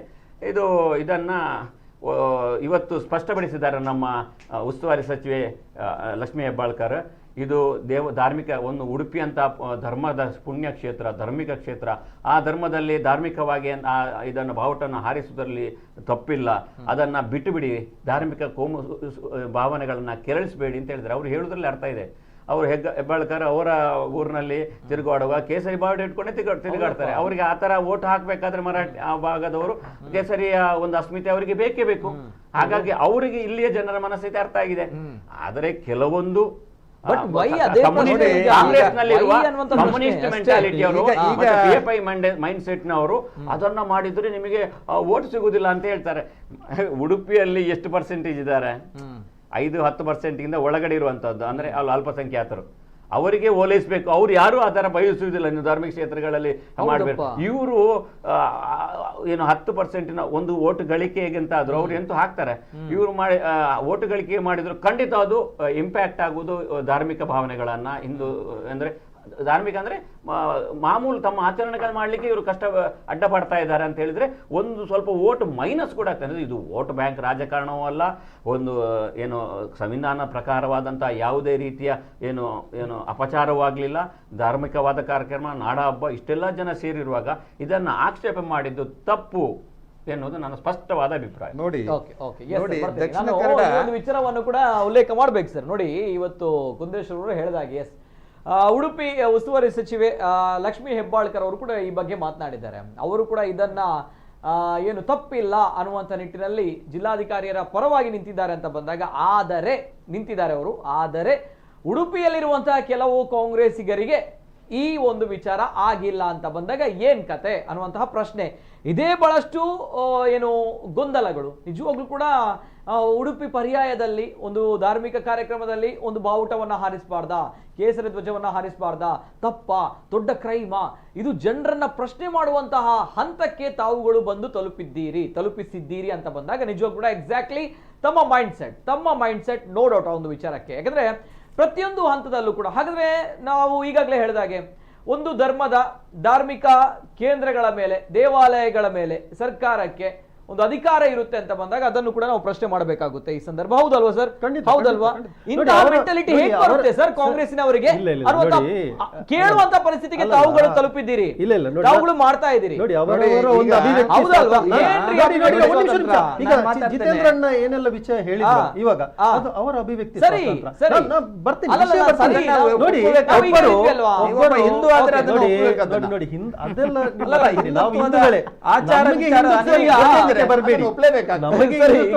ಇವರು ಬರುವ ಪ್ರಮೇಯ ಬೇಡ. ಯಾಕಂತ ಹೇಳಿದ್ರೆ ಇದು ಏನ್ ಹೇಳ್ತಾರೆ, ಕೇಸರಿಯಲ್ಲಿ ನಾಸ್ತಿಕವಾದವು ಇದೆ. ಖಂಡಿತ ಇದೆ, ಖಂಡಿತ ಇದೆ. ಹಾಗಾಗಿ ಅವರು ಒಪ್ಪಿಕೊಳ್ಳದಿರುವ ಸ್ವಾತಂತ್ರ್ಯ ಕೂಡ ಅವರಿಗೆ ಇದೆ ಇದೆ ಅಲ್ಲ Yes. ಅಲ್ಲ, ಇವರು ಆಸ್ತಿಕರು actually. ನೋಡಿ, ಅಲ್ಲಲ್ಲ, ಈಗ ನಾನು ನಾನು- ಒಂದು ಮಾತನ್ನು ಹೇಳಲಿಕ್ಕೆ ಇಚ್ಛೆ ಪಡ್ತಾ ಇದ್ದೇನೆ. ಸರ್ ಈಗ ಉಡುಪಿ ದಕ್ಷಿಣ ನಗರಸಭೆ ನೋಡಿ, sir, sir, wait, wait. Sir, ನಾನೊಂದು ನಮ್ಮ ಮಾತನ್ನ ವಿಚಾರ ಹೇಳಲಿಕ್ಕೆ ಇಷ್ಟೇ. ಇಚ್ಛೆ ಪಡ್ತೇನೆ. ಈಗ ನಮ್ಮ ಅಲ್ಲಿ ಅಧ್ಯಕ್ಷರು ಒಂದು ಲೆಟರ್ ಕಳಿಸಿದ್ರು, ಹಾ. ಅವರ ಅಭಿವ್ಯಕ್ತಿ ಸ್ವಾತಂತ್ರ್ಯ ಅವರು ಕಳಿಸಿದ್ರು. ಹಾ. ಈಗ ಅವರೇನು ದೊಡ್ಡ ಕ್ರೈಮ್ ಏನ್ ಮಾಡಿದಂತ ನಾನು Okay. ಹೇಳುದಲ್ಲ, Okay. ಅವರ ಅವರ ದೃಷ್ಟಿಗೆ Mind ಇದು set ಒಂದು- ಅಲ್ಲ, ಅಲ್ಲ, ಅಲ್ಲ, ಅಲ್ಲ. ಇದು crime See, ಅಂತಲ್ಲ. no, no, no, ಇಲ್ಲ, ಇದು ಇಲ್ಲ, ಶಾಲೆಯಲ್ಲಿ ಇಲ್ಲ, ನೋಡಿ, ನೋಡಿ, ಅವರ- ಇಲ್ಲ, ಅವರ- ಉದ್ದೇಶ ಅವರ ನೋಡಿ, ಒಂದು- crime ಅಲ್ಲ. ಇಲ್ಲ, ಇಲ್ಲ, ನಾನು ಇದಕ್ಕೆ ಒಪ್ಪುದಿಲ್ಲ. ಎಲ್ಲರ- ನೋಡಿ, ಎಲ್ರಿಗೂ ನಮ್ಮ ಎಲ್ಲರ ನಮ್ಮ ಬಗ್ಗೆ ಎಲ್ಲರ ವಿಚಾರವನ್ನ ನಮಗೆ. ಪ್ರಶ್ನೆ ಮಾಡುವಂತ ಖಂಡಿತ, ನಿಮಗೂ ಅಧಿಕಾರ Okay. ಇದೆ. ಈಗ ನೀವು ನಿಮಗೆ ಪ್ರಶ್ನೆ Okay. ಮಾಡುವ ಅಧಿಕಾರ ನಿಮಗೂ ಇದೆ, Okay. ನಮಗೆ ಅದರ ಬಗ್ಗೆ ಆಕ್ಷೇಪ ಎತ್ತುವ ಅಧಿಕಾರ ಅವರಿಗೂ ಇದೆ. ಈಗ Okay. ನನಗೆ ಆಕ್ಷೇಪ ಇದೆಯೋ ಇಲ್ವೋ ಅದು ಸೆಕೆಂಡರಿ, ಓಕೆ ಅದು ನನ್ನ ಪಾಯಿಂಟ್ ಆಫ್ ವ್ಯೂ. Okay. ಈಗ ಅವರು- ರಾಷ್ಟ್ರೀಯ ಹೆಬ್ಬಾಳ್ಕರ್ ಅವರ ಪಾಯಿಂಟ್ ಆಫ್ ವ್ಯೂ ಬೇರೆ ಇದೆ, ಹಾ. ರಮನಾಥ್ ರೈ ಅವರ ಒಂದು ಬೇರೆ ಇದೆ, ಪಾಯಿಂಟ್ ಆಫ್ ವ್ಯೂ ಬೇರೆ ಇದೆ. Okay. ನೋಡಿ, ಈ ಟೋಟಲ್ ಆಗಿ ಈಗ ನೋಡ್ಲಿಕ್ಕೆ ಹೋದ್ರೆ ಏನಾಗ್ತದೆ ಅಂತ ಹೇಳಿದ್ರೆ, ಇದು 4 ದಿನ ಹಿಂದೆ ನಡೆದ ಒಂದು ಇಶ್ಯೂ. ಹಾ. ಯಾವುದೇ ಒಂದು ಎಷ್ಟೇ ಒಂದು ದೊಡ್ಡ ಮ್ಯಾಟ್ರ್ ಇರಲಿ ಸರ್, ಹಾ. ಜನ 4 ದಿನ ಸರ್ ಮಾತಾಡುದು. ಹಾ. ಇಲ್ಲ, ಈ ವಿಷಯ ಅಲ್ಲ, ಹೇಳ್ತೀನಿ, ಇಲ್ಲ, ಇಲ್ಲ, I'll come to the point. I'll come to the point. ಹೇಳ್ತೇನೆ. ಯಾಕೆ ನಾನೀಗ ನನಗೆ ಹೇಳ್ತಿದ್ದೇನೆ ಅಂತ ಅವಕಾಶ ಹೇಳಿದ್ರೆ, ನನಗೆ ಅವಕಾಶ ಕೊಡಿ. ಸರ್, ನಾನು ನಾವು ಅಲ್ಲ ಮಾತಾಡ್ತೇನೆ. ಸರ್, ನೀವು ತುಂಬಾ ಭಯಭೀತರಾಗಿ ಕಾಣ್ತಿದ್ದೀರಿ. ಭಯ- ನಾವು ಮಧ್ಯದಲ್ಲಿ ಯಾಕೆ enter ಭಯಭೀತರಾಗಿ ಮಾಡ್ತೀರಿ ಸರ್? ಪ್ರಶ್ನೆ ಇಲ್ಲ. ನಾವು ನಾವು ಧೈರ್ಯದಲ್ಲಿ ಇದ್ದೇವೆ. ನೋಡಿ, ನೀವು ಮಾತಾಡುವಾಗ ನಾವು ಮಾತಾಡ್ಲಿಲ್ಲ. ನೀವು ನಾವು ತಪ್ಪನ್ನ, ನಿಮ್ಮ ಯಾವುದೇ ನಿಮ್ಮ ಉತ್ತರ ತಪ್ಪನ್ನ ನೀವು ನಿಮ್ಮ ಒಪ್ಪಬೇಕು. ಪ್ರಶ್ನೆಗೆ ಯಾವುದೇ ನೀವು ಉತ್ತರ ಕ್ಷಮೆಯಾಚನೆ ನಾವು ready ಮಾಡಬೇಕು. ಇದ್ದೇವೆ. ದಯವಿಟ್ಟು ಭಯಭೀತ ಪಡ್ಬೇಡಿ. ನಿಮ್ಗೆ ಅವಕಾಶ ಭಯಪಡೋ ಸಿಗ್ತದೆ ಸರ್. ಪ್ರಶ್ನೆನೇ ಇಲ್ಲ. ನಿಮ್ಗೆ ಅವಕಾಶ ಭಾರತೀಯ ಸಿಗ್ತದೆ ಜನತಾ ಸರ್. ಪಾರ್ಟಿ ನಮ್ಗೆ ಯಾವತ್ತೂ ಮಾತಾಡ್ಲಿಕ್ಕೆ ಕೂಡ ಕೊಡಿ. ಭಯ ಬೀಳುವುದಿಲ್ಲ. ಸರ್, ಅದೇ ಹೇಳುವಂತದ್ದು ಆಯ್ತಾ? ಸರ್, ನಿಮ್ಗೆ ಯಾರ ಭಯನೂ ಇಲ್ಲ ಸರ್. ನೀವು ಹಿಂದೂಗಳನ್ನು ಬೇಕಾಬಿಟ್ಟು ಯೂಸ್ ಮಾಡಿಕೊಂಡು ಏನೇನೋ ಆಶ್ವಾಸಗಳನ್ನು ಕೊಟ್ಟು ಏನೇನೋ ಮಾಡಿ ಹಾಕಿದಿರಿ. ನೋಡಿ, Okay, ಆಶ್ವಾಸನೆ ನೀವು- ಕೊಟ್ಟಿರ್ತಕ್ಕಂಥದ್ದು ಇಲ್ಲ ಸರ್, ಇವರು ನೀವು ಧರ್ಮ ರಕ್ಷಕರು ಅಂತ ಚುನಾವಣೆ ಹೇಳಿ ಸಂದರ್ಭದಲ್ಲಿ ಇವರು ಗ್ಯಾರಂಟಿಗಳನ್ನು ಉಗ್ರವಾದ ಹಾಕಿಕೊಂಡು ಕೊಟ್ಟು ಅದನ್ನು ಅಲ್ಲಿ ಈಡೇರಿಸದೆ ಸಂತರ ಮೇಲೆ ದೌರ್ಜನ್ಯ ಇರ್ತಕ್ಕಂಥದ್ದು ಮಾಡ್ತಿದ್ದಾರೆ. ನೀವುಗಳು. ಸಂತರ ನೀವು ಮೇಲೆ ಗ್ಯಾರಂಟಿಗಳು ಕೇಸರಿ ಕೊಟ್ಟಿದ್ದೀರಿ. ಕೇಸರಿ ಅಂತ ಚುನಾವಣೆ ಹೇಳ್ತಿದ್ದಾರಲ್ಲ, ಸಂದರ್ಭದಲ್ಲಿ ನೀವು ಕೂಡ ಕೇಸರಿ ಬಾವುಟ ಹಾಕ್ತೀರಿ. ಕೇಸರಿ ತೊಟ್ಟ ಅದನ್ನು ಸಂತಗಳ ತಿಳ್ಕೊಳ್ಳಿ. ಸಂತರನ್ನು ದರ ದರ ಅಂತ ಹೇಳ್ಕೊಂಡು ಹೋಗ್ತಿದ್ದಾರೆ ಸರ್. ನೀವು ಕೇಸರಿಯನ್ನು ಹೇಳ್ಕೊಂಡು ಚುನಾವಣೆ ಹೋಗ್ತಿದ್ದಾರೆ. ಸಂದರ್ಭದಲ್ಲಿ ಆವಾಗ ಕೇಸರಿ ಇವರಿಗೆ ಬಾವುಟವನ್ನು ಕೇಸರಿ ಮೈಯಲ್ಲಿ ಉಂಟು ನೀವು ಅಂತ ಹಾಕ್ತೀರಿ. ಗೊತ್ತಿರ್ಲಿಲ್ವಾ? ಸರಿ ಈಗ ಏನಾಗಿದೆ ಅಂತಂದ್ರೆ ಬರೋಣ.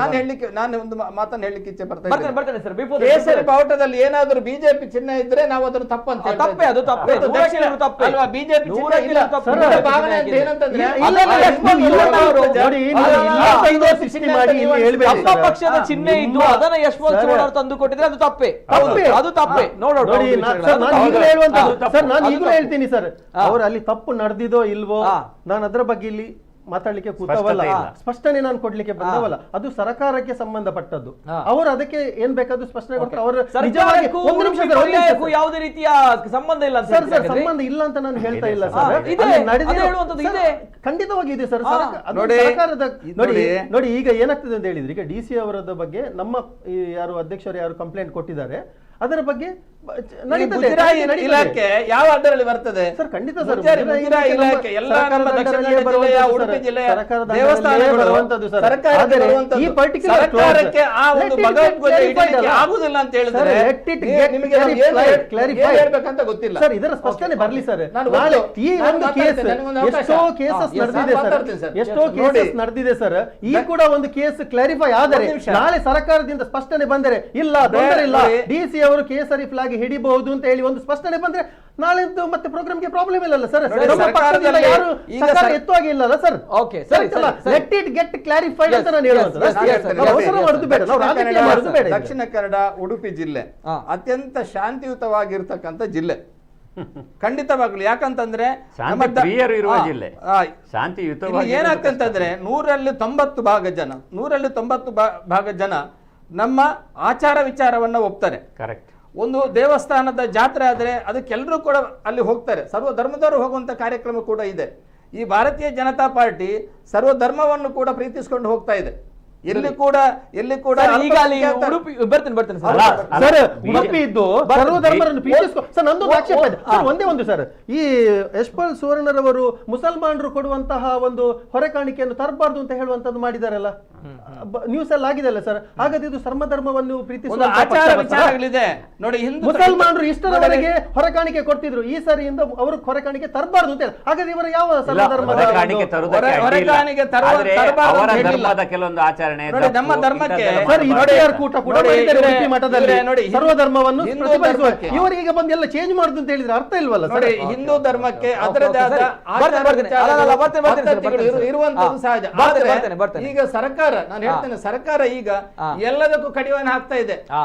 ಅವರ ವಾದ ಏನ್ ಗೊತ್ತಾ, ಬರೀ ಒಂದು ಕೇಶರಿ ಇದಕ್ಕೆ ಮಾತ್ರ ಮಾತಾಡ್ತಾರೆ. ನಾವು ಹೇಳುವಂತದ್ದು ವಿಧಾನಸೌಧದಲ್ಲಿ ಪಾಕಿಸ್ತಾನಕ್ಕೆ ಜೈ ಅಂತ ಹೇಳುವಾಗ ಸರ್, ನಿಮ್ಮ ಮಂಡ್ಯದಲ್ಲಿ ಬೀದಿಯಲ್ಲಿ ಕೂತ್ಕೊಂಡು ಹೇಳಿದ್ದಾರೆ ಸರ್.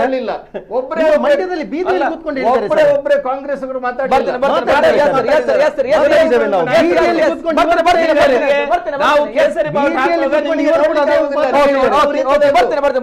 ಅಲರ್ಜಿ ಆಗ್ತದೆ. ಓಕೆ, ಇದು ಪ್ಯಾನೆಲ್ ಅಲ್ಲಿರುವಂತಹ ಒಂದು ವಾದ ಚರ್ಚೆಗಳು. ಇವೆಲ್ಲರ ಜೊತೆಗೆ ಜನರು ತಾವುಗಳು ಏನ್ ಹೇಳ್ತೀರಿ, ತಮ್ಮ ಅಭಿವ್ಯಕ್ತಿ ಸ್ವಾತಂತ್ರ್ಯ, ತಾವುಗಳು ಏನ್ ಹೇಳ್ತೀರಿ ಈ ಒಂದು ವಿಚಾರದ ಬಗ್ಗೆ, ಯಾವುದು ಸರಿ ಯಾವುದು ತಪ್ಪುಗಳು ಅನ್ನೋದರ ವಿಚಾರದ ಬಗ್ಗೆ ತಮ್ಮ ಅಭಿಪ್ರಾಯ ಏನು? ಬಹಳಷ್ಟು ಕರೆಗಳು ಬರ್ತಾ ಇದೆ. ಪ್ರಥಮ ಕರೆಯನ್ನು ತೆಗೆದುಕೊಳ್ತೀನಿ. ಹಲೋ ಸರ್, ನಮಸ್ತೆ. ಹಲೋ, ನಮಸ್ತೆ ಸರ್. ನಮಸ್ತೆ. ನಮಸ್ತೆ. ತಮ್ಮ ಹೆಸರು ಎಲ್ಲಿಂದ ಸರ್? ನಮಸ್ತೆ ಎಸ್ ಸರ್, ಪಾತಲ್ಲಿ ಸರ್. ರಾಧೆ ಗೊತ್ತುಂಡೆ ಇತ್ತೆ ಉಂದೇನು ವಿರೋಧ ಮಲ್ಪುನು ಏರು ಹಿಂದುಲೆ ವಿರೋಧ ಮಲ್ಪುನು.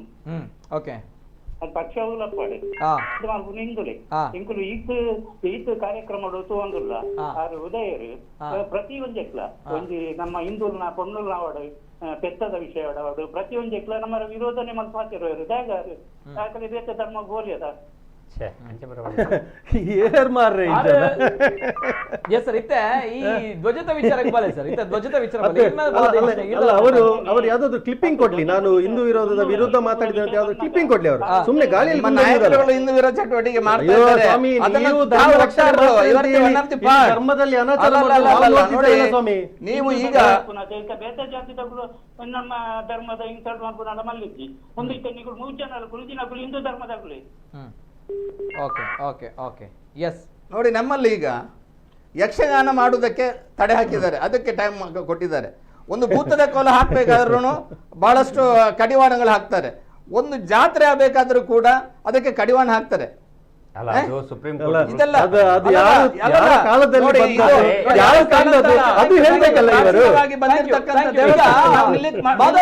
ಅವರು ಒಂದು ಮಾತನ್ನ ಹೇಳಿದ್ರು. ಏನಂತ ಹೇಳಿದ್ರೆ, ಈ ಬಾರಿ ಶ್ರೀಕೃಷ್ಣ ಮಠದಲ್ಲಿ ಯಶ್ಪಾಲ್ ಸುವರ್ಣ ಹೇಳಿದಂತಹ ಒಂದು ವಿಚಾರ, ಯಾಕಂದ್ರೆ ಅಲ್ಪಸಂಖ್ಯಾತರಿಂದ ಏನು ಹೊರೆ ಕಾಣಿಕೆ ವಿಚಾರವಾಗಿ ಸ್ವೀಕಾರ ಮಾಡಬಾರ್ದು ಅನ್ನೋ ನಿಟ್ಟಿನಲ್ಲಿ ಅವರು ಒಂದು ವಿಚಾರವನ್ನ ಹೇಳಿದ್ರು. ಈ ಹಿಂದೆ ಉಡುಪಿ ಮಟ್ಟದಲ್ಲಿ ಇಫ್ತಾರ್ ಕೂಟವು ಕೂಡ ಆಗಿತ್ತು.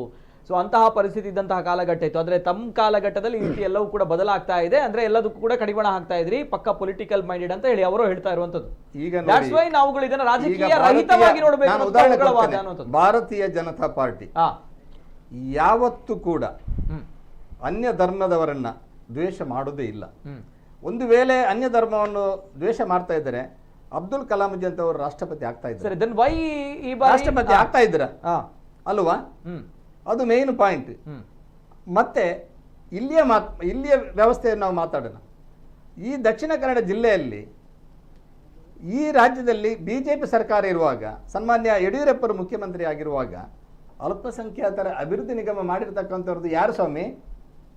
ಭಾರತೀಯ ಜನತಾ ಪಾರ್ಟಿ ಮಾಡಿರ್ತಕ್ಕಂಥದ್ದು. ಅತಿ ಹೆಚ್ಚು ಅನುದಾನ ಕೊಟ್ಟದ್ದು 100 ಕೋಟಿ ಅನುದಾನ ಸನ್ಮಾನ್ಯ ಯಡಿಯೂರಪ್ಪ ಅವರಿಗೆ ಕೊಟ್ಟಿರ್ತಕ್ಕಂಥದ್ದು. ಅದು ಬಿಡಿ, ಕ್ರಿಶ್ಚಿಯನ್ ಸಮುದಾಯಕ್ಕೆ ಅದಕ್ಕೆ ಕೂಡ ನಿಗಮ ಮಂಡಳಿಯನ್ನು ಕೊಟ್ಟವರು ಯಾರು? ಯಾರು ಹೇಳಿ? ಕೊಟ್ಟಿದ್ಯಾರು? ನಮ್ಮ ಭಾರತೀಯ ಜನತಾ ಪಾರ್ಟಿಯ ಯಡಿಯೂರಪ್ಪ ಅವರು ಕೊಟ್ಟಿರೋದು. ಎಷ್ಟು ಕೊಟ್ಟಿದ್ದಾರೆ? 100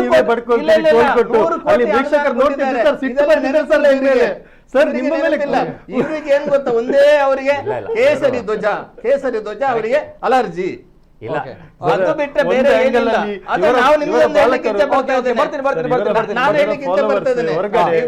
ಏನೇ ಇರ್ಲಿ, ಇದಕ್ಕಿಂತ ಮುಂಚೆ ಒಬ್ಬ ಕಾಲ್ ಮಾಡಿದಲ್ಲ, ಯಾವನೊಬ್ಬ ತಲೆ ಕೆಟ್ಟವ, ಹೋಗಿ ಬೇರೆ ಸೈಡ್ ಅವಮಿನಿ ಕೇಳಿದ್ರೆ ಇವರ ಮಾತು ಕೇಳಿದ್ರೆ ಇಲ್ಲಿ ಓಡಿ ಬರುವ ಮಾರೇವ.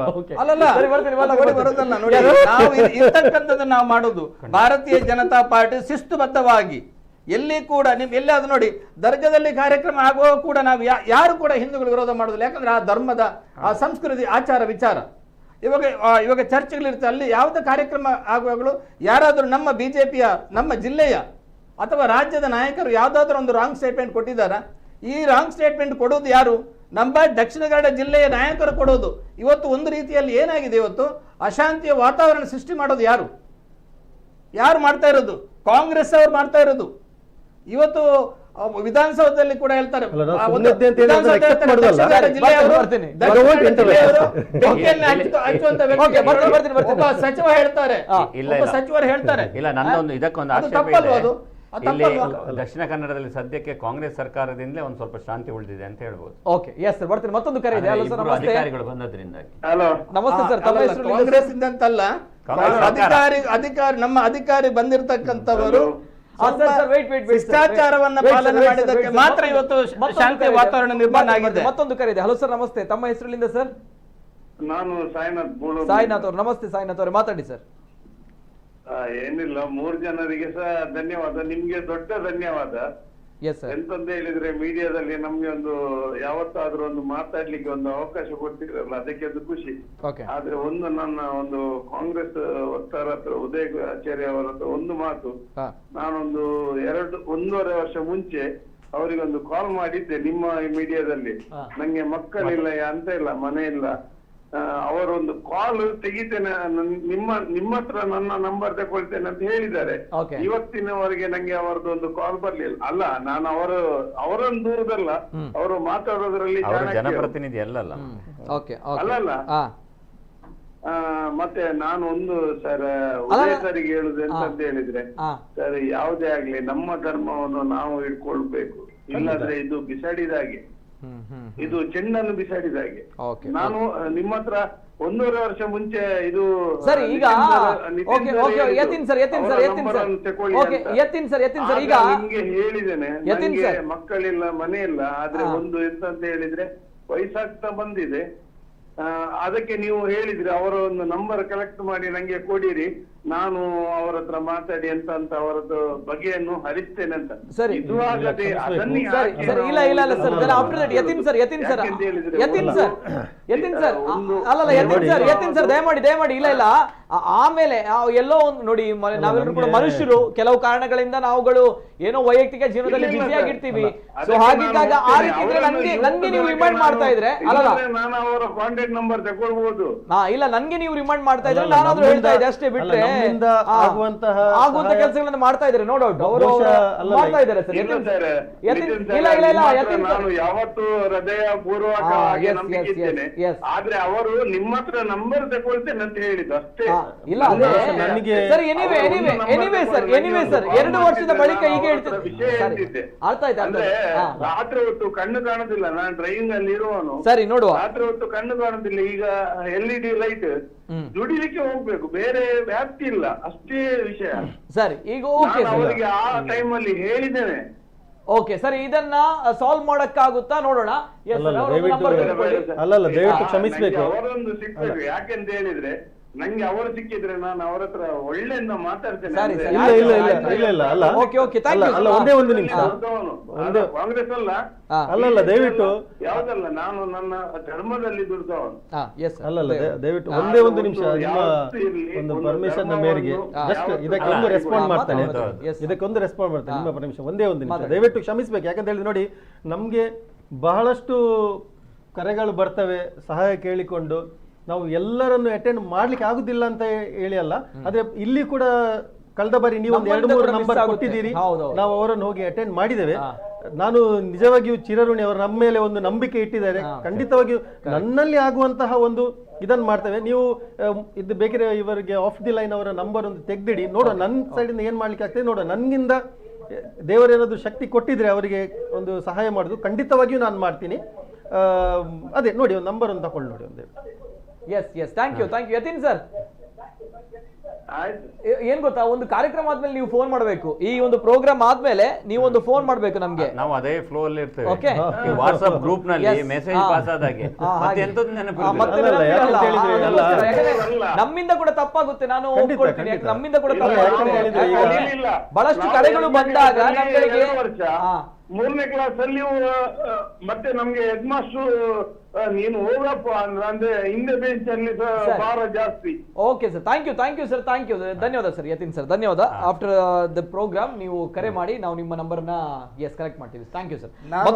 ಮತ್ತೊಂದು ಕರೆ, ವೇಟ್ ಸರ್ ಬರ್ತೀನಿ. ಮತ್ತೊಂದು ಕರೆ ಇದೆ. ಹಲೋ ಸರ್, ನಮಸ್ತೆ. ಹಲೋ ಸರ್, ನಮಸ್ತೆ. ಹಲೋ ಸರ್, ನಮಸ್ತೆ. ಧ್ವನಿ ಕೇಳ್ತಾ ಇದೆಯಾ ಸರ್? ಕೇಳ್ತಾ ಇದೆಯಾ? ಎಸ್ ಸರ್, ಕೇಳ್ತಾ ಇದೆ ಸರ್. ತಮ್ಮ ಹೆಸರುಲಿಂದ ಸರ್?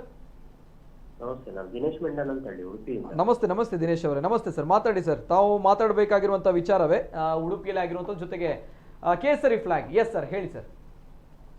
ಈಗ ಅಲ್ಲಿ ಕುತ್ಕೊಂಡಂತ ಯಾರು ಕಾಂಗ್ರೆಸ್ ಮುಖಂಡರು ಉದಯ ಆಚಾರ್ಯ ಅವರು ಒಂದು 2 ಮಾತು ವಿಚಾರವನ್ನ ಹೇಳಿದ್ರು. ಒಂದು ಏನು ಅಂತ ಕೇಳಿದ್ರೆ, ಈ ಧ್ವಜವನ್ನು ಇಟ್ಟುಕೊಂಡು ಪರ್ಯಾಯದ ಇದನ್ನು ಉದ್ಘಾಟನೆ ಮಾಡಬಾರ್ದಿತ್ತು ಎನ್ನುವಂಥದ್ದು ಒಂದು.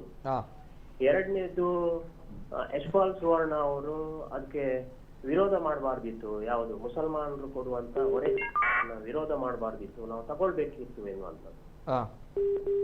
ಅವರಿಗೆ ಒಂದು ನೆನಪಿರ್ಬೇಕೇನು ಅಂತ ಕೇಳಿದ್ರೆ, ಇದು ಪರ್ಯಾಯ ಎನ್ನುವಂಥದ್ದು ಅದು ಸರ್ಕಾರಿ ಕಾರ್ಯಕ್ರಮ ಅಲ್ಲ.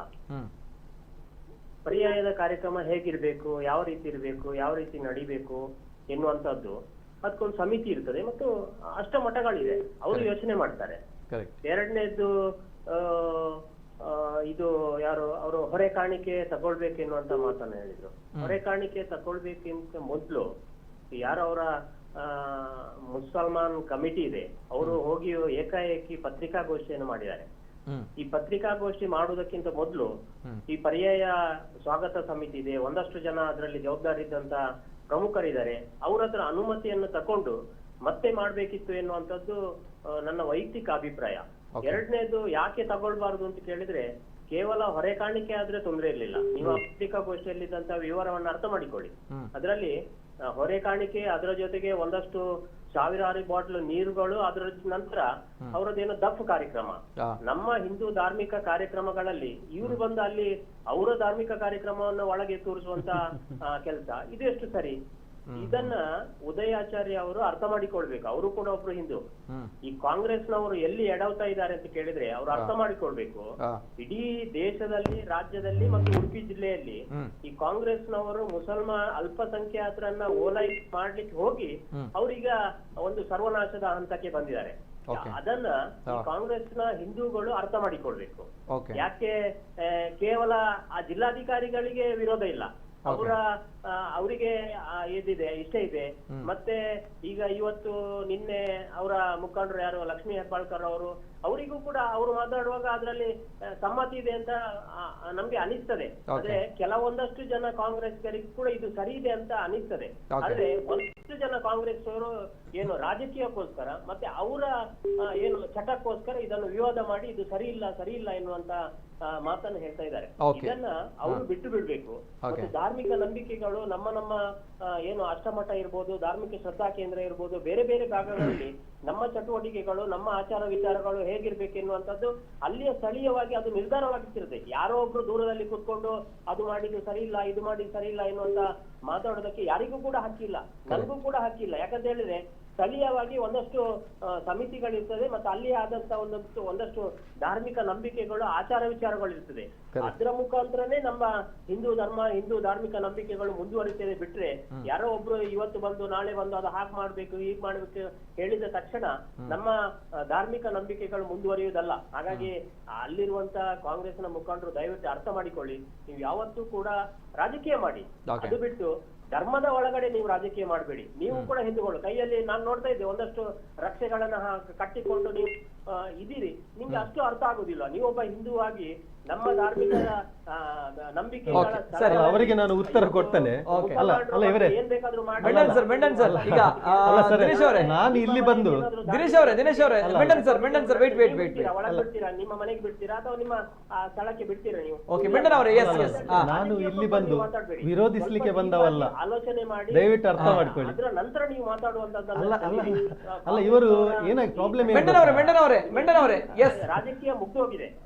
ಮೆಂಡನ್ ಅವರೇ ಈಗ ಒಂದು ಕ್ಲಾರಿಟಿ. ಈಗ ಅಲ್ಲಿ ಹಾರಿಸಿದಂತ ಧ್ವಜ ಏನ್ ಸರ್ ಅಂದ್ರೆ ಕೇಸರಿ ಧ್ವಜ, ಅದಕ್ಕೆ ಅಲ್ಲಿ ಓಂಕಾರ ಇತ್ತು. ಆ ಧ್ವಜದ ಹೆಸರೇನು ನಿಜವಾಗ್ಲೂ ಕೂಡ ಏನು ಅದೊಂದು ಕನ್ಫ್ಯೂಷನ್ ಇದೆ. ಅಲ್ಲ ನಿತಿನ್ ಅವರೇ, ಕೇಸರಿ ಧ್ವಜ ಹಾರಿದ ತಕ್ಷಣ ಕಾಂಗ್ರೆಸ್ನವರು ಭಯ ಬೀಳ್ತಾರೆ. ಯಾಕಂತ ಹೇಳಿದ್ರೆ ಅದು ಬಿಜೆಪಿ ಅವರದ್ದು ಅಂತ ಹೇಳಿ, ಅಲ್ಲ RSS ನವರದ್ದು ಅಂತ ಹೇಳಿ ವಾದ. ಅಲ್ಲಲ್ಲ ಅದು ಅಲ್ಲಲ್ಲ, ಅದು RSS ನ ಅಂತ ಹೇಳಿ, RSS ನ ಧ್ವಜ ಅಂತ ಹೇಳಿ ವಾದ. ಹಿಂದುತ್ವದ ಸಂಕೇತ, ಕೇಸರಿ ಎನ್ನುವಂಥದ್ದು ತ್ಯಾಗದ ಸಂಕೇತ. ಇವತ್ತು ಹಿಂದೂ ಧರ್ಮದಲ್ಲಿ ಕೇಸರಿಗೆ ಅದರದ್ದೇ ಆದಂತ ವಿಶೇಷತೆ ಇದೆ. ಆಯ್ತು ಸರ್, ಈಗ ದಿನೇಶ್ ಸರ್ ಒಂದು ಕ್ಲಾರಿಟಿ ಕೊಡಿ ಸರ್. ಒಂದು ದಿನೇಶ್ ಸರ್ ಈಗ ಸೀಮಿತವಾದದಲ್ಲ. ದಿನೇಶ್ ಅವರೇ ಓಕೆ, ಆ ಕೇಸರಿ ಬಣ್ಣ ಅಲ್ಲ. ದಿನೇಶ್ ಅವರು, ಈಗ ಅಲ್ಲಿ ಹಾರಿಸಿದಂತಹ ಧ್ವಜದ ಹೆಸರೇನು ಕ್ಲಾರಿಟಿ ಅಂದ್ರೆ ಅದು RSS ನ ಧ್ವಜವಾ ಅಥವಾ ಹಿಂದೂಗಳ ಧ್ವಜವಾ ಅಥವಾ ಏನು ಭಗವದ್ ಧ್ವಜವಾ ಏನು ಆ ಧ್ವಜದ ಹೆಸರೇನು? ಯಾಕಂದ್ರೆ ಅದೇ ದೊಡ್ಡ ಗೊಂದಲ ಆಗಿದೆ. ಕೇಸರಿ ಧ್ವಜ, ಅದು ಕೇಸರಿ ಧ್ವಜ ಅಷ್ಟೇ. ಓಂಕಾರ ಇದ್ದು ಧ್ವಜ ಇದೆ, ಅದು ಕೇಸರಿ ಧ್ವಜ ಅಂತ ಹೇಳ್ತೀರಿ. ಅಷ್ಟೇ ಅಷ್ಟೇ. ಸೊ ಅದರ ಮೇಲೆ ಈಗ ಕಾಂಗ್ರೆಸ್ನವರಿಗೆ ಕಂಡು ಬಿದ್ದಿರುವಂತದ್ದು ಅದು ತಪ್ಪು ಅಂತ ಹೇಳಿ. ಅದೇ ತಪ್ಪು ಅಂತ ಹೇಳುದು ನಾವು. ಓಕೆ, ಅದು RSS ಧ್ವಜ ಅಲ್ಲ ಹಾಗಾದ್ರೆ. ಅವರು ಕೂತಿದ್ದಾರೆ, ಅವರ ಊರಲ್ಲಿ ಯಾವ್ದಾದ್ರು ಒಂದು ಧಾರ್ಮಿಕ ಕಾರ್ಯಕ್ರಮ ಆದ್ರೆ ಇವರೇ ಹೋಗಿ ಆ ಕೇಸರಿ ಧ್ವಜವನ್ನು ಹಾಕ್ತಾರೆ. ಯಾಕಂತ ಹೇಳಿದ್ರೆ ಇದು ರೂಢಿಯಾಗಿದೆ ಎಲ್ಲ. ಈಗ ಅದು ಅವರು ಬಹಳಷ್ಟು ನನ್ನನ್ನು ಕೂತು ಅಬ್ಸರ್ವ್ ಮಾಡಿದ್ದಾರೆ. ರಾಜಕೀಯ ಮಾಡ್ತಾರೆ. ಅಲ್ಲ ನಾನು ಒಂದು ಕ್ಲಾರಿಟಿ ಕೊಡ್ತೇನೆ. ಟೆನ್ಷನ್ ಆಗ್ತಾರೆ ಇವರು. ಸರಿ, ಈಗ ಅದು RSS ಧ್ವಜ ಅಲ್ವೇ ಅಲ್ಲ ಹಾಗಾದ್ರೆ? ಅಲ್ಲ ಅಲ್ಲ ಅಲ್ವಾ? RSS ಧ್ವಜ ಯಾವ ರೀತಿ ಇರುತ್ತೆ? ಅಲ್ಲ, ಈ ಕೇಸರಿ ಧ್ವಜವನ್ನ ಯಾವುದೋ ಒಂದು ಹಿಂದೂ ಸಂಘಟನೆ ಅಥವಾ RSS ಇನ್ನೊಂದು ಮಾತ್ರ ಹಾರಿಸ್ಬೇಕೆನ್ನುವಂಥದ್ದು ಯಾವ್ದು ಇಲ್ಲಲ್ಲ. ಅಲ್ಲಲ್ಲ, ಇಲ್ಲಿ ವಾದ ಅದು RSS ನ ಧ್ವಜ, ಹಾಗಾಗಿ ಇದು ತಪ್ಪು ಅಂತ ಹೇಳುವಂತದ್ದು. ಹಿಂದೂಗಳ ಸಂಕೇತ, ಹಿಂದುತ್ವದ ಸಂಕೇತ. ಅದನ್ನು ಯಾವುದೋ ಒಂದು ಪಕ್ಷ, ಯಾವುದೋ ಒಂದು ಸಂಘಟನೆ ಅದನ್ನು ಹಾರಿಸ್ಬೇಕೆನ್ನುವಂಥದ್ದಿಲ್ಲ. ಇವರು ಕೂಡ ಹಾಕ್ಬೋದು. ಎಷ್ಟೋ ಕಡೆಗಳಲ್ಲಿ ನಾನು ಕಣ್ಣಲ್ಲಿ ನೋಡಿದ್ದೇನೆ. ಇವರು ಕಾಂಗ್ರೆಸ್ನವರು ರಾಜಕೀಯದ ಸಮಯದಲ್ಲಿ ವೋಟ್ ಕೇಳಿ ಕೇಸರಿ ಸಾಲನ್ನು ಹಾಕ್ತಾರೆ, ಕೇಸರಿಯನ್ನು ಹಾಕೊಂಡು ಹೋಗ್ತಾರೆ. ಇವರನ್ನ ಬದಿಗಿಡ್ತಾರೆ ಇವರು ಕಾಂಗ್ರೆಸ್ನವರು. Okay, yes yes, thank you. ಒಂದು ಉದಯ ಆಚಾರ್ಯರು ಮಾತಾಡ್ಬೇಕು. ಮೆಂಡನ್ ಸರ್, ಒಂದು ನಮ್ಮನ್ನು ತುಂಬಾ ಅಬ್ಸರ್ವ್ ಮಾಡಿದ್ದೀರಿ ನೀವು. ಒಂದು ವಿಷಯ ಕ್ಲಾರಿಫೈ ಕೊಡ್ತೇನೆ. ಇಲ್ಲಿ ನಾನು ಯಾರನ್ನು ತಪ್ಪಿತಸ್ಥರು ಅಂತ ಹೇಳಲಿಕ್ಕೆ ಬಂದಿರುವಂತಹದ್ದು ಅಲ್ಲ. ನಂಬರ್ 1, ಸಿವಿಲ್ ಸರ್ವೆಂಟ್ ಕೋಡ್ ಏನಿದೆ ಅದನ್ನು ನಿರ್ಧಾರ ಮಾಡುವವರು ಸೆಂಟ್ರಲ್ ಗೌರ್ಮೆಂಟ್. ಆ ಒಂದು ಕೋಡಿನ ಮೇಲೆ ಅಲ್ಲಿನ ನಮ್ಮ ಅಧ್ಯಕ್ಷರು ಯಾರಿದ್ದಾರೆ ಒಂದು ಆಕ್ಷೇಪಾರ್ಹ ಒಂದು ವಿಚಾರವನ್ನು ಕಳಿಸಿದ್ದಾರೆ. ಇದು ಒಂದು ನಮ್ಮ ಕರ್ನಾಟಕ ರಾಜ್ಯದ ವಿಚಾರಣೆ ಬರೋದು, ಸೆಂಟ್ರಲ್ ಗೌರ್ಮೆಂಟ್ ಯಾಕೆ ಹೋಗ್ತಾರೆ? ಇಲ್ಲ, ಅವರು IAS ಆಫೀಸರ್. ಓಕೆ, ಹಾಗಿರುವಾಗ ಒಂದು ವೇಳೆ ಅದು ಕಳಿಸಿದ್ದು ಇದ್ದು ಅವರದ್ದು ತಪ್ಪಿಲ್ಲ ಅಂತ ಹೇಳಿ ಆದರೆ ನಮ್ಗೆ ಆಯ್ತಲ್ಲ ಸರ್. ನಮ್ಗೆ ನಾಳೆ ಬೇಕಿದ್ರೆ ಬೇರೆ ಯಾರಾದ್ರೂ ಸ್ವಾಮಿ, ನೀವು ಅದ್ರ ಬಗ್ಗೆ ನೀವು ದಬ್ಬಾಳಿಕೆ ಅದ್ರ ಬಗ್ಗೆ ಎಲ್ಲ ನೀವು ಮಾತಾಡ್ಲಿಕ್ಕೆ ಎಲ್ಲ ಹೋಗ್ಬೇಡಿ ಸ್ವಾಮಿ. ಯಾರು ದಬ್ಬಾಳಿಕೆ ಯಾರ ಮೇಲೇನೂ ಮಾಡಿಲ್ಲ, ಗೊತ್ತಾಯ್ತಲ್ಲ? ದಬ್ಬಾಳಿಕೆ ಕೇಸರಿಯನ್ನು ಅಡ್ಡ ಇಟ್ಕೊಂಡು ದಬ್ಬಾಳಿಕೆ ಮಾಡಿರೋದು ನೀವು. ಬಂದ್ಮೇಲೆ ನಾವು ಅದನ್ನು ಹೋಗ್ತೇವೆ ಅಂತ ನೀವು ಹೇಳ್ತೀರಿ, ಆದ್ರೆ ಅಷ್ಟು ದಿನ ನೀವು ರಾಜಕೀಯ ಹೋಗ್ಬೋದಾ? ಅದು ಕೇಳ್ತಾ ಇರೋದು ಸ್ಟೇಟ್ಮೆಂಟ್ ಕೊಡ್ಬೋದಾ ನೀವು? ಅಲ್ಲ, ಅದು ಹೇಳಿದಲ್ಲ ನೋಡಿ. ಈಗ ಒಂದ್ ನಿಮಿಷ ನಾನು ಇನ್ನೊಂದು ಕ್ಲಾರಿಟಿ ಕೊಡ್ತೇನೆ. ಈಗ ಎಷ್ಟು ಜನ ಇದಕ್ಕೆ ಆಕ್ಷೇಪ ಈಗ ನಾನೊಂದು ಈಗ ಸರ್ ಒಂದ್ ನಿಮಿಷ ಈಗ ಏನಾಗಿದೆ ಗೊತ್ತಾ? ಈಗ ಸರ್ ನಾನು ಆತ್ಮಸಾಕ್ಷಿ ಅದರದ್ದು ಈಗೆಲ್ಲ ಬೇಡ ಸರ್, ಅದೆಲ್ಲ ಕತೆ ಬೇಡ ಸರ್. ನಮ್ಗೂ ಗೊತ್ತಿದೆ, ನಾವು ಸಿಂಪಲ್ ಸರ್, ಈಗ ಇದರ ಬಗ್ಗೆ ಆಕ್ಷೇಪ ಎತ್ತಿದವರು ಎಷ್ಟು ಜನ? ಕಾಂಗ್ರೆಸ್ಸಿನಿಂದ ಎಷ್ಟು ಜನ ಬೆರಳಿಣಿಕೆ ಎಷ್ಟು ಜನ? ಕರೆಕ್ಟ್ ಅಲ್ಲ? ಈ ಬೆರಳೆಣಿಕೆ ಎಷ್ಟು ಜನ ಒಂದು ಆಕ್ಷೇಪ ಎತ್ತಿದ್ರು ಅಂತ ಹೇಳಿ ಅದನ್ನು ಕಂಪ್ಲೀಟ್ ಆಗಿ ಕಾಂಗ್ರೆಸ್ನ ಮೇಲೆ ಹೇರುವುದು ಎಷ್ಟು ಸರಿ? ಕಾಂಗ್ರೆಸ್ ಒಂದು ನಿಮಿಷ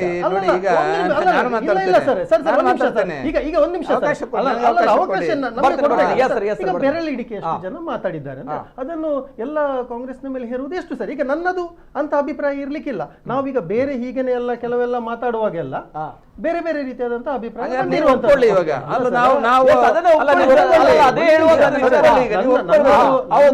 ನಮ್ಮ ನಾಯಕರು ತಪ್ಪು ಹೇಳಿದ್ದಾರೆ ಅನ್ನೋದನ್ನು ಬರ್ತೇನೆ. ಆ ಪಾಯಿಂಟ್ಗೂ ಬರ್ತೀನಿ. ಈಗ ನಮ್ಮ ನಾಯಕರು ಒಬ್ಬರು ತಪ್ಪು ಹೇಳಿದ್ರು ಅಂತ ಹೇಳಿ ಇಡ್ಕೊಳ್ಳೋ ನಾವು. ಈಗ ಸದನದಲ್ಲಿ ಅವತ್ತು ಇವರ ಪಕ್ಷದವರು ಕೂತು ಬ್ಲೂ ಫಿಲ್ಮ್ ನೋಡಿದ್ರಲ್ಲ, ಆಗ ನಾವು ಎಲ್ಲ ಯಾಕೆ ಹೇಳ್ಬಾರ್ದು? ಈಗ ಪುತ್ತೂರಿನಲ್ಲಿ ನೀವೇ ಪ್ರೋಗ್ರಾಮ್ ಮಾಡಿದ್ದಾರೆ. ಪುತ್ತೂರಿನಲ್ಲಿ ನಾವು ಅನ್ಯಾಯ ಮಾಡಬಾರದು. ಪುತ್ತೂರಿನಲ್ಲಿ ಒಬ್ಬ ನಾಯಕನ ಮಗ ನಾವು ಎಲ್ಲ ಬಿಜೆಪಿ ಅವರು ಹಾಗೆ ಅಂತ ಹೇಳುವುದಾ? ನಮ್ಮ ಸರ್ಕಾರ ಕಾಂಗ್ರೆಸ್ ಸರ್ಕಾರದ ಮೇಟಿಯವರು ಅವ್ರದ್ದು ವಿಚಾರ ಏನ್ ಮಾಡಿದ್ದಾರೆ, ವಿಧಾನಸೌಧದಲ್ಲಿ ಏನ್ ಮಾಡಿದ್ದಾರೆ ಅದನ್ನ ಹೇಳಲಿಕ್ಕೆ ಮಾಡ್ಲಿಲ್ಲ ಅವರು. ಅದು ಮಾಡ್ಲಿಲ್ವಾ? ರಮೇಶ್ ಅವ್ರದ್ದು ಹೇಳ್ಬೇಕಲ್ಲ, ನಾವು ಇಷ್ಟೆಲ್ಲ ವಿಡಿಯೋ ರಿಲೀಸ್ okay, ಆಗಿದೆ. ಬರ್ತೇನೆ. ನೋಡಿ, ನಾನು Yes, ಇಲ್ಲಿರುವಂತದ್ದು ಇಷ್ಟೇ. ಆ ವಿಚಾರ ಬೇಡ, ಆ ವಿಚಾರ ಇಲ್ಲಿ ಬೇಡ. ನಾನು ಫೈನಲ್ ಆಗಿ ಒಂದು ವಿಷಯ Okay, ಹೇಳಿದೆ ನೋಡಿ, okay. ಇದರಲ್ಲಿ ರಾಜಕೀಯ ಮಾಡುವಂತದ್ದು ಎಂತದಿಲ್ಲ. ಅವರು ಅಧ್ಯಕ್ಷರು ಲೆಟರ್ ಬರೆದಿದ್ದಾರೆ, ಇಂಥದ್ದು ವಿಚಾರಗಳು ಬಿಜೆಪಿ ಅವರು ಇರುವಗಳು ಸುಮಾರು ಇಂಥದ್ದು ಕೂಡ ಕೆಲವೊಂದು ಸಣ್ಣ ಪುಟ್ಟ ವಿಚಾರಗಳು ನಡೆದಿವೆ. ಇದನ್ನು ಇಷ್ಟು ದೊಡ್ಡ ಮಟ್ಟಿಗೆ ರಾಜಕೀಯ ಮಾಡುವಂತದ್ದು ಅಥವಾ ಇಷ್ಟು ದೊಡ್ಡ ರಂಪಾಟ ಮಾಡುವಂತದ್ದು ಏನು ಅಗತ್ಯ ಇರಲಿಲ್ಲ. ಜನರು ರಂಪಾಟ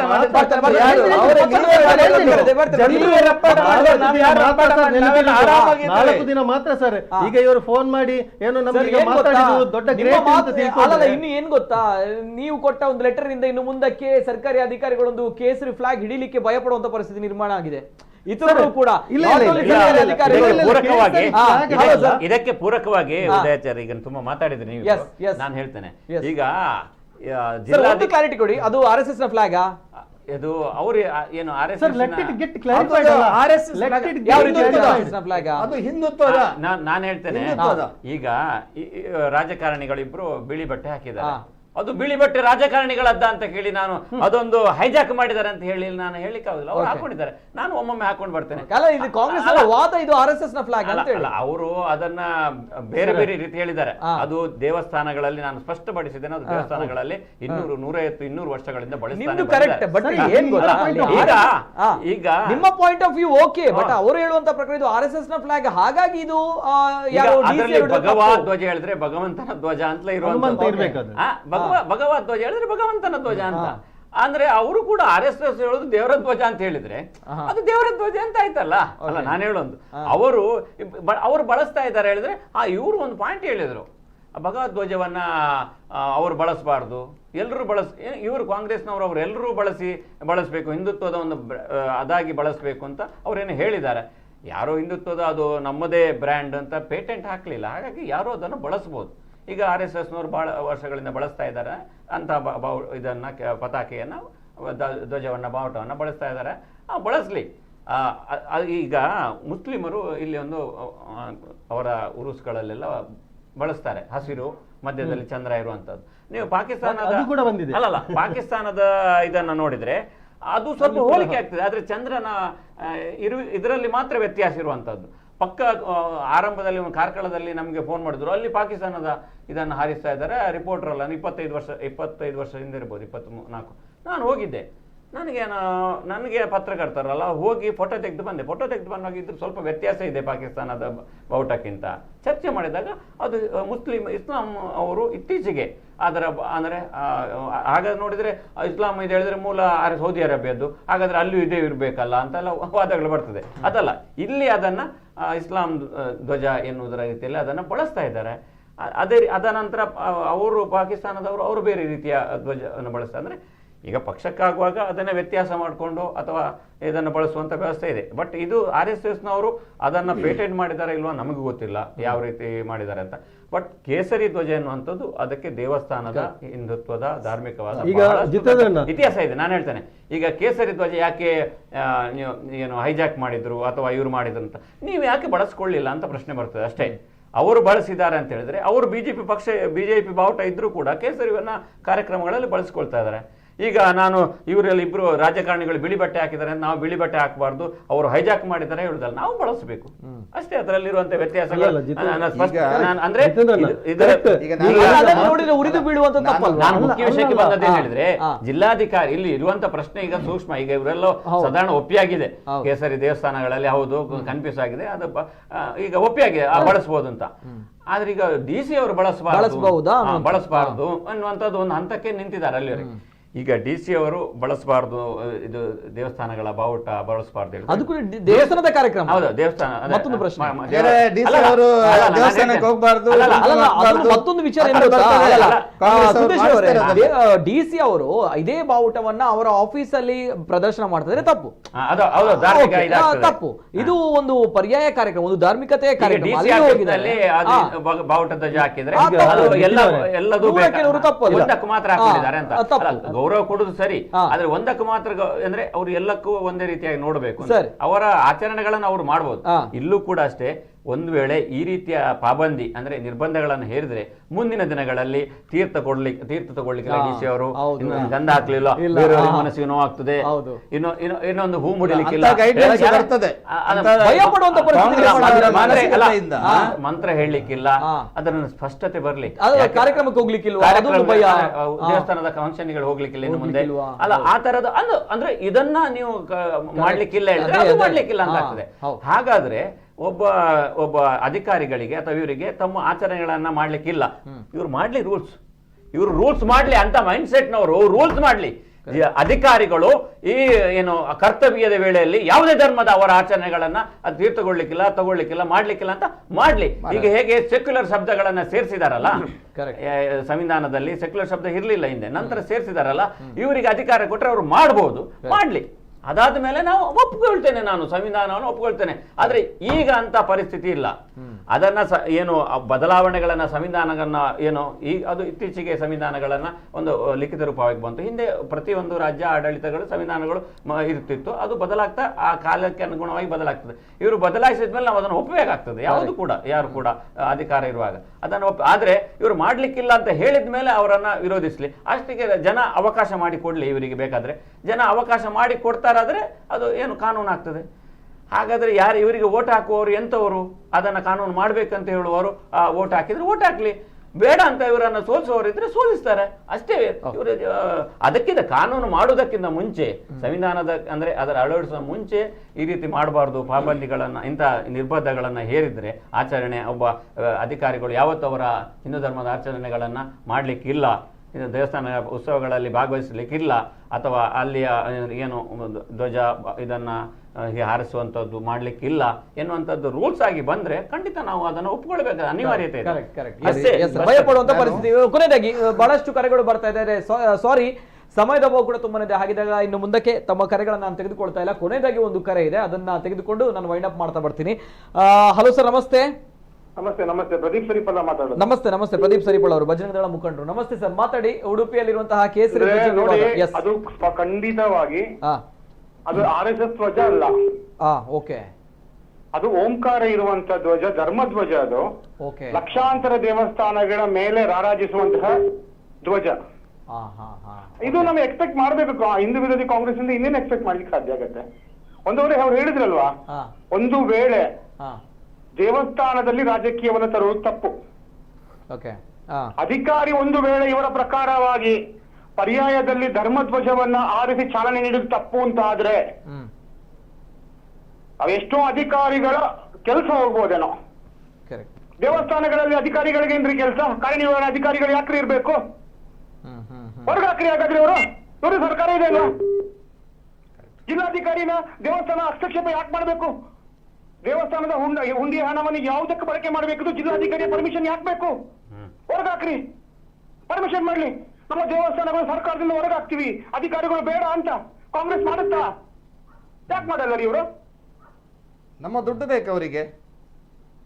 ಇವರು ಅಧಿಕಾರಿ ಧರ್ಮಧ್ವಜ ಹಿಡಿದದ್ದೇ ತಪ್ಪು ಅಂತ ಆದ್ರೆ ಇವರು ಪಾಕಿಸ್ತಾನದ ರಾಹುಲ್ ಗಾಂಧಿ ಪಾಕಿಸ್ತಾನ ವೇದಿಕೆಯಲ್ಲಿ ಪಾಕಿಸ್ತಾನಕ್ಕೆ ಜೈಕಾರ ಹಾಕಿದವರಲ್ವಾ ಇವರು?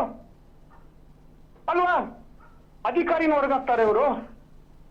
ಹೇಳಿ ಮಾಡ್ಲಿ ನೋಡೋಣ. ನಾಳೆಯಿಂದ ಹೇಳಿಕೆ ಕೊಡ್ಲಿ ನಮ್ಮ ರಮಣ ಹತ್ರ, ದೇವಸ್ಥಾನಕ್ಕೆ ಹಸ್ತಕ್ಷೇಪ ಇಲ್ಲ, ಅಧಿಕಾರಿಗಳು ದೇವಸ್ಥಾನದೊಳಗೆ ಬರಬಾರ್ದು ಅಧಿಕಾರದ ವೇಳೆ ಅಂತ, ಕಾರ್ಯದ ವೇಳೆ ಅಂತ ಮಾಡ್ತಾರೆ ಇವರು. ಆ ಧರ್ಮಧ್ವಜ ಎಲ್ಲ ದೇವಸ್ಥಾನಗಳಲ್ಲಿದೆ. ಅದು ಧರ್ಮಧ್ವಜ ಅಂತ ಹೇಳ್ತೀರಿ, ಅಂದ್ರೆ ದೇವಾಲಯಗಳ ಮೇಲೆ ಹಾರಾಡಿಸುವಂತ ಧ್ವಜ ಅಂತ ಹೇಳ್ತೀರಿ. ಜಿಲ್ಲಾಧಿಕಾರಿ ಆ ಧರ್ಮಧ್ವಜವನ್ನ ಮುಟ್ಟಬಾರದು ಅಂತ ಆದ್ರೆ ನಮ್ಮ ದೇವಸ್ಥಾನಗಳಲ್ಲಿ, ನಮ್ಮ ಧಾರ್ಮಿಕ ಕೇಂದ್ರಗಳಲ್ಲಿ ಜಿಲ್ಲಾಧಿಕಾರಿ ಹಸ್ತಕ್ಷೇಪ ಮಾಡ್ಲೇಬಾರ್ದು. ಯಾಕೆ ಮಾಡ್ಬೇಕು? ಒಟ್ಟಾರೆ ಹಿಂದೂಗಳನ್ನ ವಿರೋಧಿಸುವ ಬರದಲ್ಲಿ ಏನು ಹೇಳ್ತಾರೆ ಅವರು? ಏನು ಕಾನೂನು ಮಾಡ್ಲಿಕ್ಕೆ ಸಾಕು. ಹಿಂದೂ ವಿರೋಧ ಮಾಡ್ಬೇಕಷ್ಟೇ ಹಿಂದೂಗಳನ್ನ, ಮುಸಲ್ಮಾನಗಳನ್ನ ಓಲೈಕೆ ಮಾಡ್ಬೇಕಷ್ಟೇ. ಅಲ್ಲೇ ಹೋಗ್ಕೊಂಡು ಟೊಪ್ಪಿ ಹಾಕೊಂಡು ಯಾವ ರೀತಿ ಬೇಕಾದ್ರೆ ಅಧಿಕಾರಿಗಳಿದ್ರು ಅವ್ರಿಗೆ ಏನು ಟೆನ್ಷನ್ ಇಲ್ಲ, ಮಾತಾಡಲ್ಲ. ನನ್ನ ಧರ್ಮ ಕೇಂದ್ರಗಳಲ್ಲಿ ನನ್ನ ದತ್ತಿ ಇಲಾಖೆ ಯಾಕೆ ಬೇಕು? ದತ್ತಿ ಇಲಾಖೆ ಹಸ್ತಕ್ಷೇಪ ಜಿಲ್ಲಾಧಿಕಾರಿಯ ಕೈಯಲ್ಲಿ ಯಾಕೆ ಬೇಕು ಹೇಳಿ ಇವರು? ಅದಕ್ಕೆ ಉತ್ತರ ಕೊಡಿ ರಮಣ ಹತ್ರ ಇವರು. ಅದಕ್ಕೆ ಬಂದು ಹೇಳಿ, ಇನ್ನು ಮುಂದೆ ಬೇಡ, ನಂದೇ ಸರ್ಕಾರ, ನಾನು ಹೊರಡ್ತೀನಿ, ಎಲ್ಲ ಅಧಿಕಾರಿಗಳನ್ನ ತೆಗೆದು ಬಿಡಿ ಅಂತ ನಾಳೆ ಹೇಳ್ಬಿಡಿ ಇವರು. ಅಷ್ಟಿದೆಯಾ ಅವರಿಗೆ ತಾಕತ್ತು? ಅದರಿಂದ ಎಷ್ಟು % ಹಣ ಅದು ಹೋಗುತ್ತೆ, ಅದು ಬೇಕು ಇವರಿಗೆ. ಜಿಲ್ಲಾಧಿಕಾರಿ ಅವರೊಬ್ರು ಏನೋ ಅಧಿಕಾರಿಯಾಗಿ ಬಂದದ್ದು ಅಲ್ಲ, ಅವರನ್ನ ತಾಯಿ, ಹಿಂದೂ ತಾಯಿಯಾಗಿ ಅವರನ್ನ ಹೇಳ್ತೀನಿ ನಾನು. ಆ ಬಂದ ತಾಯಿ ಕೈಯಲ್ಲಿ ಧ್ವಜ ಹಿಡಿದು ತಪ್ಪು ಅಂತ ಆದ್ರೆ ಇವರನ್ನ ಎದುರಿಸ್ತಾ ಇದ್ದಾರೆ. ಅಧಿಕಾರಿಗಳನ್ನ ಎದುರಿಸಿ ಕುಗ್ಗಿಸುವ, ಮಾನಸಿಕವಾಗಿ ಕುಗ್ಗಿಸುವಂತ ಪ್ರಯತ್ನ. ನಾಳೆ ಹೇಳ್ತಾರೆ ನಮ್ಮ ಪೊಲೀಸ್ ಠಾಣೆಗಳಲ್ಲಿ ಆಯುಧ ಪೂಜೆ ಮಾಡಬಾರದು, ಬಸ್ಸಿಂದ ತೆಗೆಸ್ಬಿಟ್ರು ಫೋಟೋಗಳನ್ನ. ಆಯ್ತು, ಹಿಂದೂ ವಿರೋಧ ಆಗ್ತಾ ಇದೆ. ಯಾವ ಮಟ್ಟಕ್ಕೆ ಮುಟ್ತಾ ಇದೆ ನೋಡಿ ಮುಸಲ್ಮಾನರ ಓಲೈಕೆ, ಯಾವ ಮಟ್ಟಕ್ಕೆ ಮುಟ್ತಾ ಇದೆ ಗೊತ್ತಿಲ್ಲ. ಖಂಡಿತವಾಗಿ ಖಂಡನೆ ಮಾಡೇ ಮಾಡ್ತೀನಿ. ಇದಕ್ಕೆ ಉದಯನ ಖಂಡಿತವಾಗಿ ಉತ್ತರ ಕೊಡ್ಬೇಕು. ಇವರು ನಮ್ಮ ಅಧಿಕಾರಿಗಳನ್ನು ತೆಗೆಸಿಬಿಡ್ತಾರೆ ಜಿಲ್ಲಾಧಿಕಾರಿಯಿಂದ, ಆ ಜಾಗದಿಂದ ಏನೋ ದತ್ತಿ ಇಲಾಖೆಯಿಂದ ತೆಗೆಸಿಬಿಡ್ತಾರ ಅಂತ ನನಗೆ ಆ ಉತ್ತರ ಬೇಕು. ಓಕೆ ಸರ್, ಥ್ಯಾಂಕ್ ಯು ಧನ್ಯವಾದಗಳು. ಎಸ್ ಸರ್, ಹಿಂದೂಗಳ ದೇವಾಲಯದ ಹಣ ಬೇಕಾಗುತ್ತೆ, ಬೇಕು, ಪ್ರಾಬ್ಲಮ್ ಇಲ್ಲ. ಆದರೆ ಹಿಂದೂಗಳ ಧಾರ್ಮಿಕ ಕಾರ್ಯಕ್ರಮದಲ್ಲಿ ಹಿಂದೂಗಳ ಧ್ವಜವನ್ನ ಜಿಲ್ಲಾಧಿಕಾರಿ ಅವರು ಹಾರಾಟ ಮಾಡಬಾರ್ದು, ಇದನ್ನ ಕೇಳ್ತಾ ಇರೋದು. ಇವಾಗ ಅಲ್ಲ, ಅದಕ್ಕೊಂದು ಅವರಿಗೆ ಕ್ಲಾರಿಟಿ ಕೇಳಿದ್ರು. ನಿಮ್ಗೆ ಲಾಸ್ಟ್ ರಿಯಾಕ್ಷನ್ ಬರ್ತೇನೆ ಸರ್. ಎಸ್ ಎಸ್ ಎಸ್ ವೈಯಕ್ತಿಕವಾಗಿ ನನ್ನ ಅಭಿಪ್ರಾಯ ಎಂತ ಅಂತ ಹೇಳಿ ನಿಮ್ಗೆ ಗೊತ್ತಾಗಿದೆ. ಓಕೆ, ಅದರ ಬಗ್ಗೆ ನಾನು ಇಲ್ಲಿ ಆದರೆ ನಾನು ಹೇಳುವಂತದ್ದು ಒಂದೇ, ನಮ್ಮ ಕಾಂಗ್ರೆಸ್ ಪಕ್ಷದಿಂದ ಎಷ್ಟು ಜನ ಇದನ್ನು ವಿರೋಧ ಮಾಡಿದ್ದಾರೆ ಅಂತ ಹೇಳುವಂತದ್ದು ಒಂದು ಅಂಶವನ್ನು ನಾವು ಯೋಚನೆ ಮಾಡಬೇಕಾಗ್ತದೆ. ಇವರು ಲೆಟರ್ ಬರ್ತಿದ್ದಾರೆ, ಅದಕ್ಕೇನಾದ್ರೂ CM ಆಗ್ಲಿ ಅಥವಾ ಬೇರೆ ಯಾರಾದ್ರೂ ದೊಡ್ಡ ಅಧಿಕಾರಿಗಳು ಯಾರು ಅದನ್ನು ಅಷ್ಟೊಂದೊಂದು ಸೀರಿಯಸ್ ಆಗಿ ತಗೊಂಡಿಲ್ಲ. ಬಹುಶಃ ಇದು ಇನ್ನೂ ಸ್ಕೂಟಿನಿ ಆಗತ್ತೆ, ಅದು ಅವರಿಗೆ ಬಿಟ್ಟಂತ ವಿಚಾರ. ಹೌದು, ಒಂದು ವೇಳೆ ಅದು ಆಗಿದ್ರೆ ಅವ್ರಿಗೆ ಏನ್ ನೀವು ವಿರೋಧ ಮಾಡುದಿಲ್ಲ ಅಂತ ಹೇಳಿ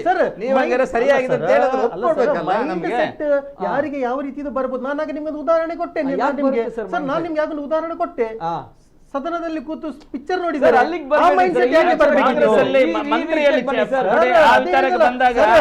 ನೋಡಿ ನಿಮಿಷ ನಾನು ಹೇಳ್ತೇನೆ.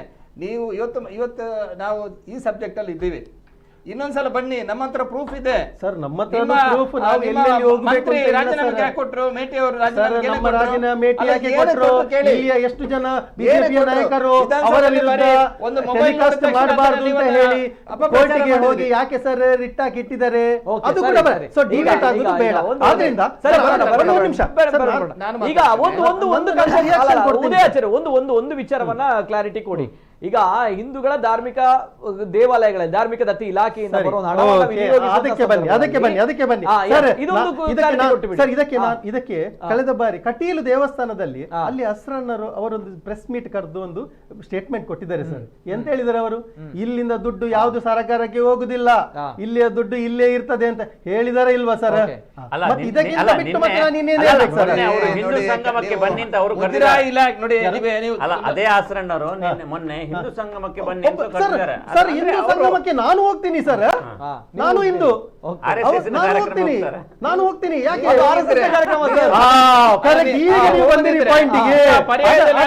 ತಪ್ಪನ್ನು ಒಪ್ಕೊಳ್ಳಿ, ತಪ್ಪಾಗಿದೆ ಅಂತ, ಅದು ತಪ್ಪು ನಮ್ಮ ನಾಯಕರು ಮಾಡಿದ್ರು ಸರ್. ನನ್ನದೊಂದು ಅದರಲ್ಲಿ ವಿಷಯ ಅಂತ ಹೇಳಿದ್ರೆ ಸರ್, ಈಗ ಹಿಂದೂ ಸಂಗಮ ಇವರೇ ನಾನು ಹೋಗ್ತೀನಿ, ನನ್ಗೆ ಯಾಕೆ ನಾನು ಅದಕ್ಕೆ ಆಕ್ಷೇಪ ಪಡಬೇಕು?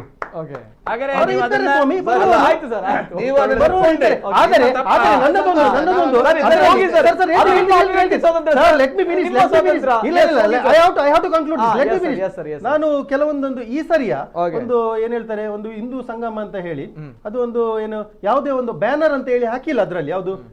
ಈಗ ಇವರು ಹೇಳಿದ್ರು ಅದು ಇಲ್ದಿದ್ರು ಹೌದು, ಅದುವೇ ಆ ಸಂಘಟನೆಯವರೇ ಮಾಡುವಂತ RSS ನವರು ಹೇಳಿ ಸರ್, 100ನೇ ವರ್ಷದ ಹೌದು ಸತ್ಯ. ನನಗೆ ಅದರಲ್ಲಿ ಏನು ಆಕ್ಷೇಪ ಇಲ್ಲ ಸರ್. ಹಿಂದೂ ಸಮಾಜೋತ್ಸವ ಆಗಾಗ ಕೂಡ ನಾನು ಹೋಗಿದ್ದೇನೆ ಸರ್, ನಾನು ಕೇಳಿ ಬಂದಿದ್ದೇನೆ. ಆದ್ರೆ ಅಲ್ಲಿ ಆಗುದೆಂತ ಗೊತ್ತಾ ಸರ್, ಮುಸಲ್ಮಾನರಿಗೆ ಬೈತಾರೆ, ಕಾಂಗ್ರೆಸ್ಗೆ ಬೈತಾರೆ, ಪಾಕಿಸ್ತಾನ ಮತ್ತೆ ಇದೇ ಹೇಳುವಂತದ್ದು ವಿನಃ ಹಿಂದೂಗಳಿಗೆ ಒಂದು ಶ್ರೇಯೋಭಿವೃದ್ಧಿ ಆಗುವಂತಹ ಯಾವುದೇ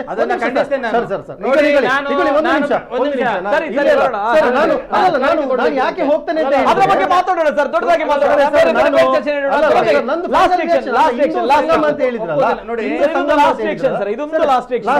ಇದಕ್ಕೆ ನಾನು ಲಾಸ್ಟ್ ರಿಯಾಕ್ಷನ್ ಕೊಡ್ತೇನೆ ಸರ್. ನೋಡಿ, ಇವಾಗ ಏನು ಅವರು ನಮ್ಮ ಅಧ್ಯಕ್ಷರು ಏನು ಕಳಿಸಿದ್ದಾರೆ, ಒಂದು ಇಬ್ಬರು ಅದಕ್ಕೆ ಏನೋ ಒಂದು ಇದು ವಿರೋಧ ವ್ಯಕ್ತ ಮಾಡ್ತಿದ್ದಾರೆ ಅಷ್ಟೇ ಅಲ್ಲದೆ ಬೇರೆ ನಮ್ಮ ಕಾಂಗ್ರೆಸ್ ಪಕ್ಷದಿಂದಾಗ್ಲಿ ಇನ್ನೂ ಅಧಿಕೃತವಾದಂತಹ ಯಾರು ಕೂಡ ಹೇಳಿಕೆಗಳನ್ನು ಕೊಟ್ಟಿಲ್ಲ. ಇದು ರಾಜ್ಯ ಮಟ್ಟಕ್ಕೆ ಹೋಗಿದೆ, ಅಲ್ಲಿ ಯಾರು ಹೇಳಿಕೆಗಳನ್ನು ಕೊಟ್ಟಿಲ್ಲ. ಸೊ ಇದನ್ನು ಇಲ್ಲದ ವಿಷಯವನ್ನು, ತೀವ್ರತೆ ಇಲ್ಲದ ವಿಷಯವನ್ನು ನೀವು ತೀವ್ರವಾಗಿ ತೋರಿಸಿ ಏನೋ ಒಂದು ಪ್ರೊಜೆಕ್ಟ್ ಮಾಡುವ ಅಗತ್ಯ ಇಲ್ಲ ಇದರಲ್ಲಿ. ಮತ್ತೆ ರಾಜಕೀಯ ಮಾಡುವವರು ರಾಜಕೀಯ ಮಾಡ್ತಾರೆ, ಆ ಮೆಂಟಾಲಿಟಿ ಇರುವವರು ಅದೇ ಮೆಂಟಾಲಿಟಿಯಲ್ಲಿ ಮುಂದುವರಿತಾರೆ. ಸೊ ಇದರಲ್ಲಿ ನಂದು ವೈಯಕ್ತಿಕವಾಗಿ ಹೇಳ್ತೇನೆ, ನನಗೆ ಇದರಲ್ಲಿ ಎಂತದೇನು ವಿಶೇಷ ಕಂಡು ಬಂದಿಲ್ಲ. ಅವ್ರು ಏನೋ ಒಂದು ಅವರು ಕಳಿಸಿದ್ರು, ಬಹುಶಃ ಅವರು ಲೀಗಲ್ ಸೆಲ್ ನಲ್ಲಿ ಇರುವವರು, ಅವರಿಗೆ ಅವರದೇ ಆದ ಕೆಲವೊಂದೊಂದು ಇದು ಇರ್ತದೆ, ದೃಷ್ಟಿಕೋನ ಇರ್ತದೆ ನೋಡುವಂತದ್ದು. ನನಗೆ ಅಂತದೇನು ವಿಷಯ ಕಂಡು ಬಂದಿಲ್ಲ ಇದರಲ್ಲಿ. ಸೊ ನನಗೆ ಮತ್ತಿನ್ನೊಂದು ಸರ್, ಕೇಸರಿಗೆ ನನ್ನದಾಗ್ಲಿ ಅಥವಾ ನಮ್ಮ ಪಕ್ಷದ ಯಾರ್ದು ವಿರೋಧ ಇಲ್ಲ ಸರ್. ಇದನ್ನು ಜನರ ತಲೆಗೆ ತುಂಬಿಸಿ ಇಟ್ಟಿದ್ದಾರೆ ಜನರು. ಅವರು ಕೇಸರಿ ವಿರೋಧಿಗಳು, ಕಾಂಗ್ರೆಸ್ನವರು ಹಿಂದೂ ವಿರೋಧಿಗಳು ಅಂತ ಹೇಳಿ. ನಮ್ಮದು ಆಕ್ಷೇಪ ಇರುವುದು ಅಂತ ಗೊತ್ತು ಸರ್, ಈ ಕೇಸರಿಯನ್ನು ಹಿಡ್ಕೊಂಡು ಅದ್ರ ಹಿಂದೆ ಬಾಳದ ಅನಾಚಾರಗಳನ್ನೆಲ್ಲ ಮಾಡ್ತಾರಲ್ಲ. ನಾಲ್ಕು ಶಂಕರಾಚಾರ್ಯರು ದೆಹಲಿಗೆ ಹೋಗಿ ಪ್ರತಿಭಟನೆ ಕೂತ್ಕೊಳ್ತಿದ್ದಾರೆ ಸರ್, ಹಿಂದೂ ಧರ್ಮದ ಪ್ರತಿಪಾದಕರು ಅಂತ ಹೇಳುವಂತ ಪಕ್ಷದ ವಿರುದ್ಧ ಸರ್. ನಾನು ಮಾತಾಡ್ಬೇಕು. ಹಾಗಾದ್ರೆ ಇದು ದೊಡ್ಡ ವಿಷಯ ಅಲ್ವಾ ಸರ್? ಹಿಂದೂ ಸಮಾಜದ ಹಿಂದೂ ಸಂಗಮ ಕಾರ್ಯಕ್ರಮಕ್ಕೆ ಉದಯ್ ಆಚಾರ್ಯ ಅವರು ಹೋಗಿದ್ದೇನೆ ಅಂತ ಹೇಳ್ತಾರೆ. ನಾನು ಕೂಡ ನಿನ್ನೆ ಆ ಒಂದು ಕಾರ್ಯಕ್ರಮಕ್ಕೆ ನಾನು ಹೋಗಿದ್ದೆ. ಆ ಒಂದು ವೇದಿಕೆಯಲ್ಲಿ ಯಾವುದೇ ರೀತಿಯ ರಾಜಕೀಯ ವ್ಯಕ್ತಿಗಳು ಕೂತ್ಕೊಳ್ಳೋದಿಲ್ಲ. ಸ್ವಾಮೀಜಿಗಳು ಕೂತ್ಕೊಂಡು ನಮ್ಮ ಧರ್ಮದ ಬಗ್ಗೆ ಬೋಧನೆ ಮಾಡ್ತಾರೆ ಹೊರತು ಯಾವುದೇ ಸಮುದಾಯವನ್ನ ಕೀಳು ಮಟ್ಟದಲ್ಲಿ ಮಾತಾಡುವಂತದ್ದು ಇದ್ರೆ ನೀವು ಅದ್ರ ಕ್ಲಿಪ್ ಆರೋಪ ಮಾಡೋದಲ್ಲ. ರಾಜಕೀಯ ವ್ಯಕ್ತಿಗಳು ಕೂತ್ಕೊಳ್ಳಿಕ್ಕಿಲ್ಲ, ರಾಜಕೀಯ ವ್ಯಕ್ತಿಗಳು ಯಾರು ಸಹ ಕೂತ್ಕೊಳ್ಳಿಕ್ಕಿಲ್ಲ. ಅಲ್ಲಿ ನೋಡಿ ಎಷ್ಟೇ ಇದೆ. ನಿನ್ನೆ ನಮ್ಮ ಮಾநில ಸ್ವಾಮೀಜಿಯವರು ಕೂತಿದ್ದಾರೆ. ಹಿಂದೂ ಸಮಾಜದ ಇವಾಗ ಎಲ್ಲಾ ಸಮುದಾಯಕ್ಕೂ ಸ್ವಾಮೀಜಿಗಳು ಇರ್ತಾರೆ. ಮುಸಲ್ಮಾನ ಸಮುದಾಯದ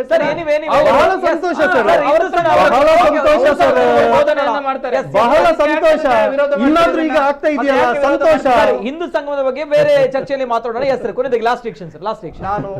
ನಾನು ಒಂದು ಮಾತನ್ನ ಹೇಳಲಿಕ್ಕೆ ಇಚ್ಛೆ ಪಡ್ತಾ ಇದ್ದೇನೆ. ಎಸ್ ಸರ್, ನಮಗೆ ಬಹಳಷ್ಟು ಅವಕಾಶವನ್ನ ತಾವುಗಳು ಕೊಟ್ಟಿದ್ದೀರಿ. ಎಸ್ ಸರ್, ನಮ್ಮ ದಕ್ಷಿಣ ಕನ್ನಡ ಜಿಲ್ಲೆ ಅತ್ಯಂತ ಹೆಸರುವಾಸಿಯಾಗಿರ್ತಕ್ಕಂಥ ಜಿಲ್ಲೆ. ಇವತ್ತು ನಮ್ಮ ಸಂಸದರು ಕೂಡ ಇವತ್ತು ಒಂದು ಕಾನ್ಸೆಪ್ಟ್ ಇಟ್ಕೊಂಡಿದ್ದಾರೆ. ಏನಂತಂದ್ರೆ ನಮ್ಮ ಈ ದಕ್ಷಿಣ ಕನ್ನಡ ಜಿಲ್ಲೆಯನ್ನ ಒಂದು ಗೋವಾದ ಮಾದರಿ ಪ್ರವಾಸೋದ್ಯಮದ ಒಂದು ರೀತಿಯಲ್ಲಿ ಈ ದಕ್ಷಿಣ ಕನ್ನಡ ಜಿಲ್ಲೆಯನ್ನು ನಾವು ಬೆಳೆಸಬೇಕು ಅನ್ನೋ ನಿಟ್ಟಿನಲ್ಲಿ ನಾವು ಶಾಂತಿಯ ವಾತಾವರಣ ಸೃಷ್ಟಿ ಮಾಡಿಕೊಂಡು ಎಲ್ಲಿ ಕೂಡ ನಮ್ಮ ನಾಯಕರಿಗೂ ಯಾವ ಧರ್ಮಕ್ಕೂ ಕೂಡ ಒಂದು ವಿರೋಧದ ಮಾತಾಡುವುದಿಲ್ಲ. ಇವತ್ತು ಉಳ್ಳಾಳದಲ್ಲಿ ಉರುಸಾದರೂ ಕೂಡ ಅದಕ್ಕೆ ಆ ಬಾವುಟ ಹಾಕುವಾಗ ನಾವು ಕೂಡ ಅದನ್ನು ಸ್ವಾಗತ ಮಾಡ್ತೇವೆ. ಚರ್ಚಲ್ಲಿ ಕೂಡ ಆ ಬಾವುಟಗಳು ಹಾಕುವಾಗ ನಾವು ಅವರಿಗೆ ಸ್ವಾಗತ ಮಾಡ್ತೇವೆ, ನಾವು ಗೌರವ ಕೊಡ್ತೇವೆ. ಭಾರತೀಯ ಜನತಾ ಪಾರ್ಟಿ ಯಾವತ್ತೂ ಕೂಡ ಯಾವ ಧರ್ಮದವರನ್ನು ಕೂಡ ವಿರೋಧಿಸುವುದಿಲ್ಲ. ಆದರೆ ಕಾಂಗ್ರೆಸ್ ಅವರು ಮಾಡಿರ್ತಕ್ಕಂಥದ್ದು ಎಲ್ರಿಗೆ ಹೇಳುವುದಿಲ್ಲ. ನಾನು ಅನೇಕ ಕಾರ್ಯಕರ್ತರು ಹಿಂದುತ್ವದ ಬಗ್ಗೆ ಅವರಿಗೆ ಅಭಿಮಾನ ಇದೆ. ಆದರೆ ನಮ್ಮ ದಕ್ಷಿಣ ಕನ್ನಡ ಜಿಲ್ಲೆಗೆ ಯಾವತ್ತಾದರೂ ಒಂದು ಬೆಂಕಿ ಗೀಚುವಂತ ವಿಚಾರಗಳು ಮಾಡೋದೇ ಆದ್ರೆ ಕಾಂಗ್ರೆಸ್ ಪಕ್ಷದ ನಾಯಕರು ಮಾತ್ರ. ನೋಡಿ ಈಗ ಜಿಲ್ಲೆಗೆ ಒಂದು ರೀತಿಯ ಬೆಂಕಿ ಹಚ್ಚಿದ ಹಾಗೆ ಇದು. ನೀವ್ ಹೇಳ್ತಾರೆ ಇದು ಸಣ್ಣ ವಿಚಾರ ಅಂತ, ಇದು ದೊಡ್ಡ ವಿಚಾರ. ನಮ್ಮ ಅಸ್ಮಿತೆಯ ವಿಚಾರಗಳಿದು, ನಮ್ಮ ದೇಶದ ವಿಚಾರ, ನಮ್ಮ ರಾಜ್ಯದ ಅಸ್ಮಿತೆ ವಿಚಾರ ದಯವಿಟ್ಟು ಮಾತಾಡಬೇಡಿ ಸರ್. ನಾಲ್ಕು ಶಂಕರಾಚಾರ್ಯರು ಅವರಿಗಿಂತ ದೊಡ್ಡವರು ನೀವಲ್ಲ ಸರ್. ನೀವು ಯಾವತ್ತು ಶಂಕರಾಚಾರ್ಯ ಮಠದವರಲ್ಲಿ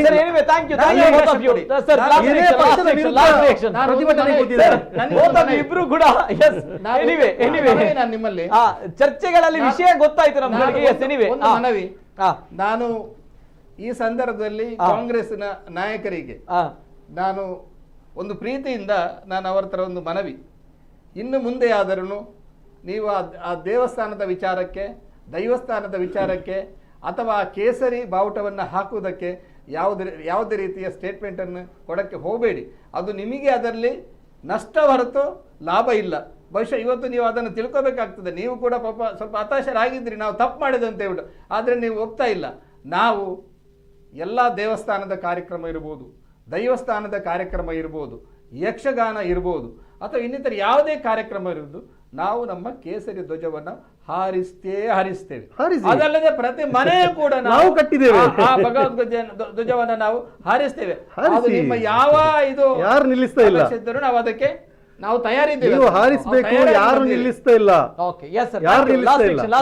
ಈಗ ಇಲ್ಲಿ ಮುಖ್ಯವಾಗಿ ಒಂದು ಇವರು ಹೇಳಿದಾಗೆ ITCLನವರು ಜಿಲ್ಲಾ ಕಾಂಗ್ರೆಸ್, ಉಡುಪಿ ಜಿಲ್ಲಾ ಕಾಂಗ್ರೆಸ್ನವರು ಅದನ್ನು ನೋಡಿ ಅವರು ಕಳಿಸಿದರು. ಇದು ಮೇಯ್ನ್ ಏನು ಹೇಳಿದರೆ ಆ ಧ್ವಜವನ್ನು ನೋಡಿದ ಕೂಡಲೇ ಕಾಂಗ್ರೆಸ್ನವರಿಗೆ ಒಂಥರ ಏನು ಓಟು ಚೋರಿ ಆಗ್ತಾ ಇದೆ. ಅಲ್ಲ ನಾನು ಅದನ್ನು ನೋಡಿ RSSನ ಬಾವುಟವನ್ನು ನೋಡಿ RSSನ ಕಾರ್ಯಕ್ರಮಗಳನ್ನು ನೋಡಿ ಒಂಥರ ನಮ್ಮ ಓಟನ್ನು ಕೊಳ್ಳೆ ಹೊಡೆಯುವ ಒಂದು ಗ್ಯಾಂಗ್ ಅಂತ ಅವರಿಗೆ ಭಾವಿಸ್ತದೆ. ಸಹಜ ಅದು ಅವರಿಗೆ ಕಾಂಗ್ರೆಸ್ನ ಓಟನ್ನು ಖಂಡಿತ ಅವರು ಕೊಳ್ಳೆ ಹೊಡಿತಾ ಇದ್ದಾರೆ, ನೋ ಡೌಟ್. ಅದನ್ನು ನೋಡುವಾಗ ಅವರು ಜಿಲ್ಲಾಧಿಕಾರಿ ಹಿಡಿದ್ರು, ಸಿಕ್ಕಿಬಿದ್ರು, ಸ್ವರೂಪ ಟೀಕೆ ಸಿಕ್ಕಿಬಿದ್ರು. ಅವರ ಟೀಕೆಯ ಸ್ವರೂಪ ಬದಲಾಯಿತು. ಇದಕ್ಕೆ ಒಂದು ಸಿಕ್ಕಿಬಿದ್ರು ಅಂತ ಹಳ್ಳಕ್ಕೆ ಬಿತ್ತು ಅಂತ ಅವ್ರು ಲೆಕ್ಕ ಮಾಡಿ ಒಂದು ಕಳಿಸಿಬಿಟ್ರು. ಯಾಕಂದ್ರೆ ಈಗ ಎಲ್ಲ ಕಾಂಗ್ರೆಸ್ ಸರ್ಕಾರದ RSS ಅನ್ನು ಏಕಮುಖವಾಗಿ ಟೀಕಿಸಿ ಹಿಂದುತ್ವವನ್ನು ಸ್ವಲ್ಪ ವಿಭಜಿಸಿ ಅದನ್ನು ಪ್ರತ್ಯೇಕಿಸಿ ಮಾಡುವಂಥ ಒಂದು ವ್ಯವಸ್ಥೆ.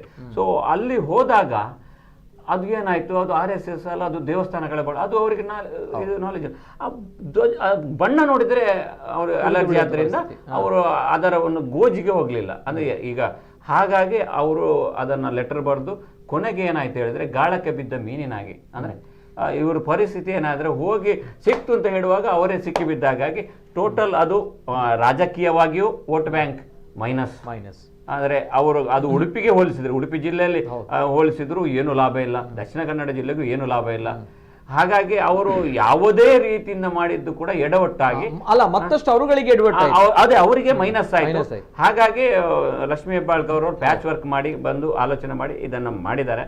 ನಾವು ಮುಂದಕ್ಕೆ ಏನು ಹೇಳಿದ್ರೆ ನೀವು ಯಾವುದೇ ಇದನ್ನು ಪೂರ್ವಗ್ರಹ ಪೀಡಿತರಾಗಿ ಆರೋಪ ಮಾಡಿ ನಮ್ಮ ಈ ಮಣ್ಣಿನ ಸಂಸ್ಕೃತಿ, ಈ ನೆಲದ ಅಸ್ಮಿತೆ, ಈ ನಮ್ಮ ಸಂಪ್ರದಾಯ ಪರಂಪರೆ ಸಂಸ್ಕಾರಗಳನ್ನು ನಾವು ಅರ್ಥ ಮಾಡಿಕೊಂಡು ನಾವು ಅದನ್ನು ಓದಿ ಮನನ ಮಾಡಿಕೊಂಡು ನಾವು ಅದನ್ನು ಪ್ರೀತಿಸಿಕೊಂಡು ಬರಬೇಕು. ಯಾಕಂದರೆ ಇದು ಯಾರೇ ಹೇರಿದಲ್ಲಿ ಇಲ್ಲಿ ಎಷ್ಟೋ ಸಹಸ್ರಾರು ವರ್ಷಗಳಿಂದ ಬಂದಂಥ ಈ ಒಂದು ವ್ಯವಸ್ಥೆ. ಸೊ ಅದರ ಮೇಲೆ ನಾವು ನಮ್ಮದೇ ಮಣ್ಣು, ನಮ್ಮದೇ ಸಂಸ್ಕೃತಿ, ಬೇರೆ ಯಾರ್ದಲ್ಲ. ಪಕ್ಷ ಅದು ಇದು ಬೇರೆ ಹೋಗ್ತದೆ. ಮೊದಲು ನಾವು ಇಲ್ಲಿಯ ಈ ಮಣ್ಣಿನಲ್ಲಿ ಹುಟ್ಟಿದವರಾಗಿ ಇಲ್ಲಿಯ ಸಂಸ್ಕೃತಿಯನ್ನು ಪಾಲನೆ ನಾವು ಮಾಡೋಣ. ನಾವು ಈ ವೋಟ್ ಬ್ಯಾಂಕ್ ಅದು ರಾಜಕಾರಣಗಳು ಇರ್ತದೆ, ಆದರೆ ಅದಕ್ಕಿಂತ ಮೀರಿ ಈ ರೀತಿಯಾಗಿ ಒಂದು ಆರೋಪವನ್ನು ಮಾಡೋದು ಅಥವಾ ಈ ರೀತಿಯಾಗಿ ನಾವು ವಿಭಜನೆಯನ್ನು ನೋಡೋದು ನನಗೆ ದೇವಸ್ಥಾನಗಳ ಧರ್ಮ ಈ ವಿಷಯಗಳಲ್ಲಿ ಅದು ಸರಿಯಲ್ಲ. ನೀವು ಬೇಕಾದ್ರೆ ಒಳ್ಳೆ ವಿಚಾರ ಗ್ಯಾರಂಟಿಗೆ ಕೊಡ್ತೇನೆ ಅಂತ ಹೇಳಿ ಅದು ಇನ್ನೊಂದು ಕೊಡ್ತೇನೆ ಅಂತ ಹೇಳಿ ಅದು ಮಾಡ್ಕೊಳ್ಳಿ ರಾಜಕೀಯ. ಅದು ಲಾಸ್ ಆಗ್ತದೋ ನಷ್ಟ ಆಗ್ತದೋ ಅದು ಎರಡನೇ ಪ್ರಶ್ನೆ. ಬಟ್ ಅದೊಂದು ಅಭಿವೃದ್ಧಿ ಮತ್ತು ಈ ರೀತಿಯ ಕನಿಷ್ಠ ಒಂದು ಹಂತದವರೆಗೆ ಆಮಿಷಗಳನ್ನು ಅಂದರೆ ಒಳ್ಳೆ ಕೊಡ್ತೇವೆ ಅಂತ ಹೇಳಿ ಈ ರೀತಿ ಮಾಡೋದು ಸರಿ. ಬಟ್ ನಮ್ಮ ಸಂಸ್ಕೃತಿ, ಸಂಸ್ಕಾರ, ಅಸ್ಮಿತೆ, ಧರ್ಮದ ಈ ವಿಷಯಕ್ಕೆ ಬಂದಾಗ ಅದಕ್ಕೆ ಕೊಡುವಂಥ ವಿಚಾರಗಳನ್ನು ನಾವು ಅಂದರೆ ಯಾವತ್ತೂ ಅದಕ್ಕೆ ಡೇಂಜರ್ ಆಗ್ತದೆ ಅನ್ನೋಂಥ ಭಾವನೆಯನ್ನು ಕೂಡ ಬಿತ್ತುವುದು ಸರಿಯಲ್ಲ ಅಂತ ಹೇಳ್ತಾ ನನ್ನ ಮಾತುಗಳನ್ನು ಮುಗಿಸ್ತೇನೆ. ನಮಸ್ಕಾರ. Yes sir, thank you. Yes, ಇದು ಕೇಸರಿ ಧ್ವಜ ವಿವಾದ. ಸದ್ಯ ಇದನ್ನ ಇನ್ನು ಮುಂದಕ್ಕೆ ವಿವಾದ ಮಾಡಬೇಡಿ, ಜಾಸ್ತಿ ಡ್ರ್ಯಾಗ್ ಮಾಡಬೇಡಿ. ಯಾಕಂದ್ರೆ ಇದು ಏನು ದೊಡ್ಡ ವಿಚಾರ ಅಲ್ಲ ಅನ್ನೋದು ಸ್ವತಃ ಉಡುಪಿ ಉಸ್ತುವಾರಿ ಸಚಿವೆ ಲಕ್ಷ್ಮೀ ಹೆಬ್ಬಾಳ್ಕರ್ ಅವರೇ ಹೇಳಿದ್ದಾರೆ. ಲಕ್ಷ್ಮೀ ಹೆಬ್ಬಾಳ್ಕರ್ ಅವರು ಈ ಬಗ್ಗೆ ಅಧಿಕೃತವಾಗಿ ಮಾಧ್ಯಮಕ್ಕೆ ಮಾಹಿತಿಯನ್ನು ಕೊಟ್ಟಿದ್ದಾರೆ. ಅವರು ಹೇಳಿದ್ದಾರೆ, ಪತ್ರಕರ್ತರ ಪ್ರಶ್ನೆಗೆ ಕೇಳಿದಾಗ ಅವರು ಉತ್ತರವನ್ನು ಕೊಟ್ಟಿದ್ದಾರೆ. ಏನು ಹೇಳಿದರೆ ಕೊನೆಯದಾಗಿ ನೋಡ್ಕೊಳ್ಬ.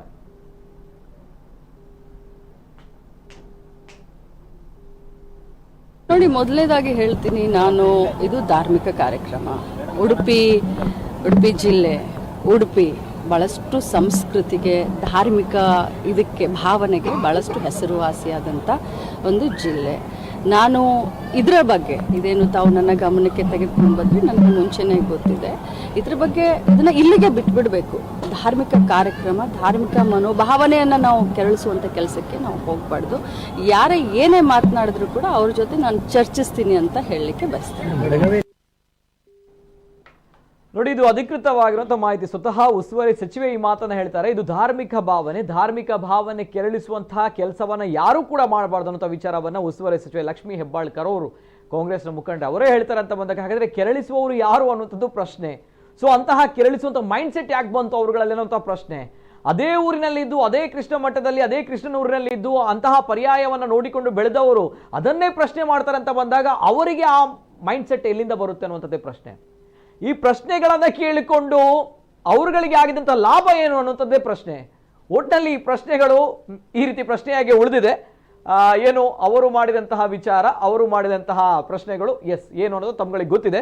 ಎನಿವೆ, ನಾನು ಕೊನೆಯದಾಗಿ ಇವತ್ತಿನ ಕಾರ್ಯಕ್ರಮಕ್ಕೆ ಬಂದಿರುವಂತಹ ಅತಿಥಿಗಳು ಮೂವರು ಕೂಡ ಧನ್ಯವಾದಗಳನ್ನು ಸಲ್ಲಿಸ್ತೀನಿ. ಒಂದು ಕಡೆ ಕಾಂಗ್ರೆಸ್ ವಕ್ತಾರರು ಉದಯ ಆಚಾರ್ಯರು, ಸರ್ ಥ್ಯಾಂಕ್ ಯು. ಅದೇ ರೀತಿ ಬಿಜೆಪಿಯಿಂದ Madhav Mave sir thank you. ಅದೇ ರೀತಿ ಹಿರಿಯ ಪತ್ರಕರ್ತರು Jitendra Kundeshwara sir thank you. 3 of you. ಇದು ಇವತ್ತಿನ ವಿಶೇಷ ಕೇಸರಿ ಧ್ವಜ ವಿವಾದ ನಾನು ಮೊದಲೇ ಹೇಳಿದೆ, ಇದು ಆಗಿದ್ದಲ್ಲ ಮಾಡಿದ್ದು ಅನ್ನುವಂಥದ್ದು, ಇದು 100ಕ್ಕೆ 100 ಸತ್ಯ ಅನ್ನುವಂಥದ್ದು ಕೊನೆಯದಾಗಿ ಉಸ್ತುವಾರಿ ಸಚಿವರು ಕೂಡ ಹೇಳ್ತಾರೆ. ಇದು ಇವತ್ತಿನ ವಿಶೇಷ. ನಿರಂತರ ಸುದ್ದಿ ಹಾಗೂ ಮನೋರಂಜನೆಗಾಗಿ ನೋಡ್ತಾ ಇರಿ ನಮ್ಮ ಕುಡ್ಲ ನ್ಯೂಸ್ 24/7.